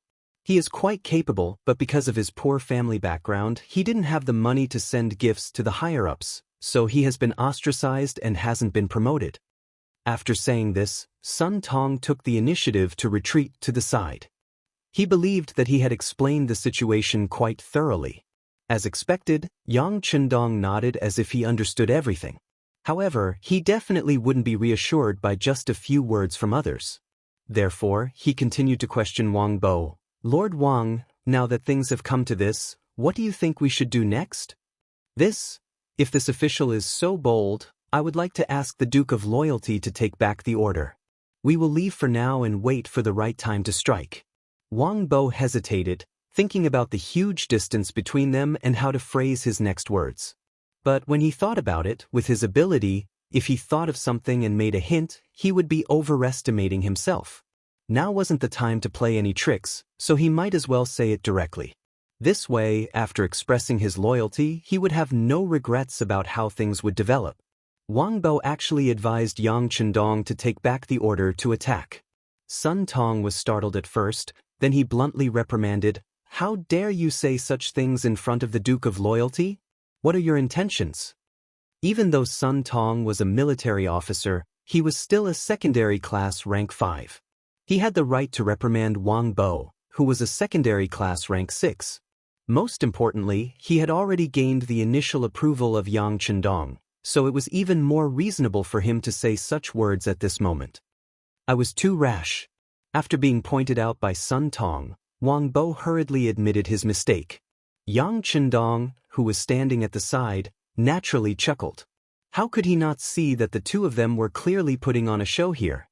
Since Sun Pong had spoken up for Wang Bo before, it was clear that they knew each other and even had some friendship.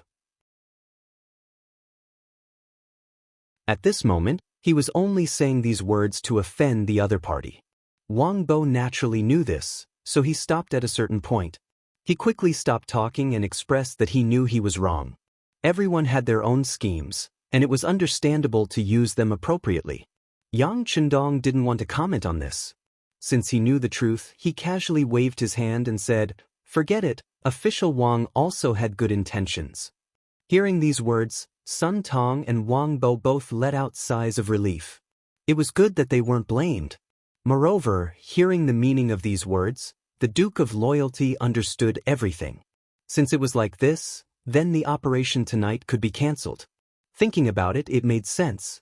Originally, they were playing a sneak attack. Since the other party already knew of their movements and had made preparations in advance, there was already no meaning in talking about a sneak attack.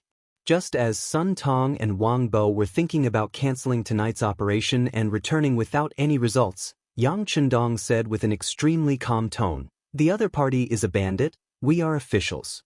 Since it is like this, how can officials be afraid of bandits? Since we have come, who cares if they have made preparations or not? This time, we can't just go back like this. Pass down the order for everyone to make preparations. We will attack in an hour." Even though he knew this, he still acted as usual. Yang Chendong's actions and decision made Sun Tong and Wang Bo both stunned. The two opened their mouths wide and wanted to say something.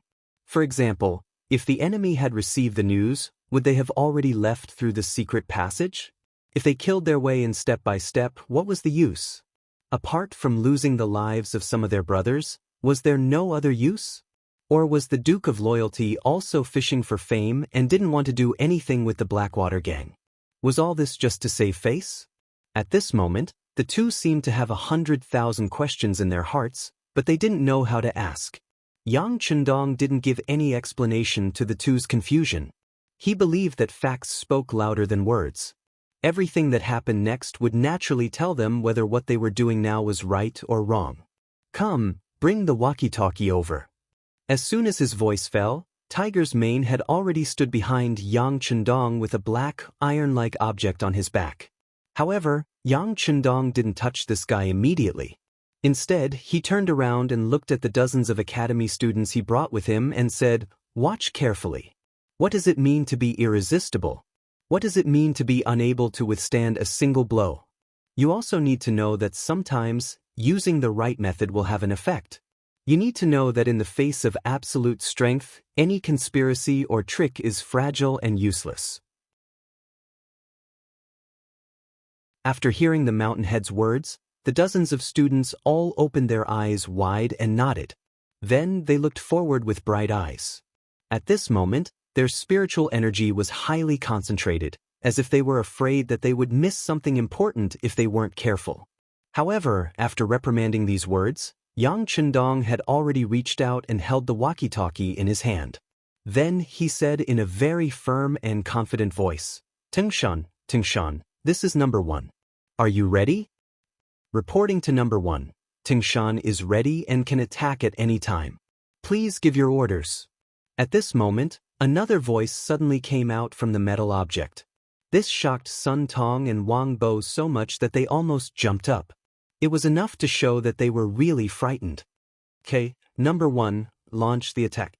The time limit is 15 minutes. Don't stop. Begin." Tingshan Roger. The conversation ended for the time being, and there was no more sound coming from the metal object. Just as Sun Tong and Wang Bo were wondering how this thing could make a sound, a shocking scene suddenly appeared in front of them. Flames soared into the sky, and thunder roared. Torrential flames suddenly appeared in front of their eyes. The rumbling sound was like thunder from the 9th heaven falling in front of them, causing the earth to tremble. The hot air that rushed toward them seemed to be able to roast them, causing them to involuntarily step back to avoid the heat. Boom, boom, boom, boom, boom, boom. The sound of cannon fire could be heard incessantly, and one after another, flames soared into the sky. It was like the end of the world, and it was more like the heavens were angry and spitting out huge fireballs one after another. In an instant, Blackwell Street was completely submerged in flames. Sun Tong was dumbfounded, Wang Bo was dumbfounded, and the group of academy students were dumbfounded. Even Tiger, Man, Leng Feng, and the others who were mentally prepared were also dumbfounded. They thought that since the young master had a card up his sleeve, he would definitely have a way to solve the problem in front of them. However, they did not expect that he would use such a direct method to bombard with the cannons. Moreover, this kind of bombardment was not the ordinary kind. After each shot, they would rest for a while. It was just like what they used to deal with the Walla cavalry. This was a bombardment of cannons. Under the continuous attacks, the entire street would probably be completely destroyed. Not even a single blade of grass would be left. Not even a single person would be left alive. In the loud sound of cannon fire, Blackwell Street in front of them became a sea of fire. At a close distance, they could even hear the miserable cries coming from inside. The people in Blackwell Street had indeed received the news in advance, and Hu Huaihai had made some preparations for this. For example, they would first divide their forces into 3 groups and prepare countermeasures. Then, they would mobilize all the Jianghu people and fugitives on the streets, telling them that the imperial court would kill them. And in order to protect themselves and preserve their last piece of pure land, what they had to do was to fight against reason and beat the invaders out. This was to tell others that this was their territory and that no one was allowed to invade, much less have any ideas about it. Otherwise, only death awaited them. Those who could become the boss usually had a certain ability to stir up people's hearts. Hu Huaihai was like this. When he waved his arm and promised many benefits, he received a response from the crowd as expected. Next, the entire Blackwell Street could be said to be fully prepared for a face-to-face battle with the Ming army that rushed in. There were long spears, short knives, iron rods, silver whips, and some long bows and short crossbows. There were countless traps everywhere. They were just waiting for the Ming army to appear and kill them. However, they did not expect that Yang Chendong had no intention of fighting with them at close range. He directly switched to long-range artillery and ignored the various preparations of the opponent. He used hot weapons against cold weapons to overwhelm them. It could also be said that he was bullying them. There were ways to deal with people, and there were ways to deal with animals. This was Yang Chendong's style of doing things. Just like when he faced the Walla army, he might have been able to severely injure them. However, in order to achieve his own goals, he did not do that. Instead, he focused on shocking them in order to leave a strong enemy in the north for the great Ming dynasty. He did not want to give up all the good bows and arrows. The facts also proved that Yang Chendong's method was correct. The existence of the Walla's main force did indeed put a lot of pressure on Zhu Qiu, so he did not dare to wholeheartedly rectify the internal situation. Naturally, he could not raise his sword to attack Zhu Qiu. For a time, the business with the Walla also limited his thoughts of fully developing the military. He could make a lot of money and so on. You're tuning in to the Wang Lin's Journey YouTube channel. Don't forget to subscribe and join us on this journey to catch the most captivating stories.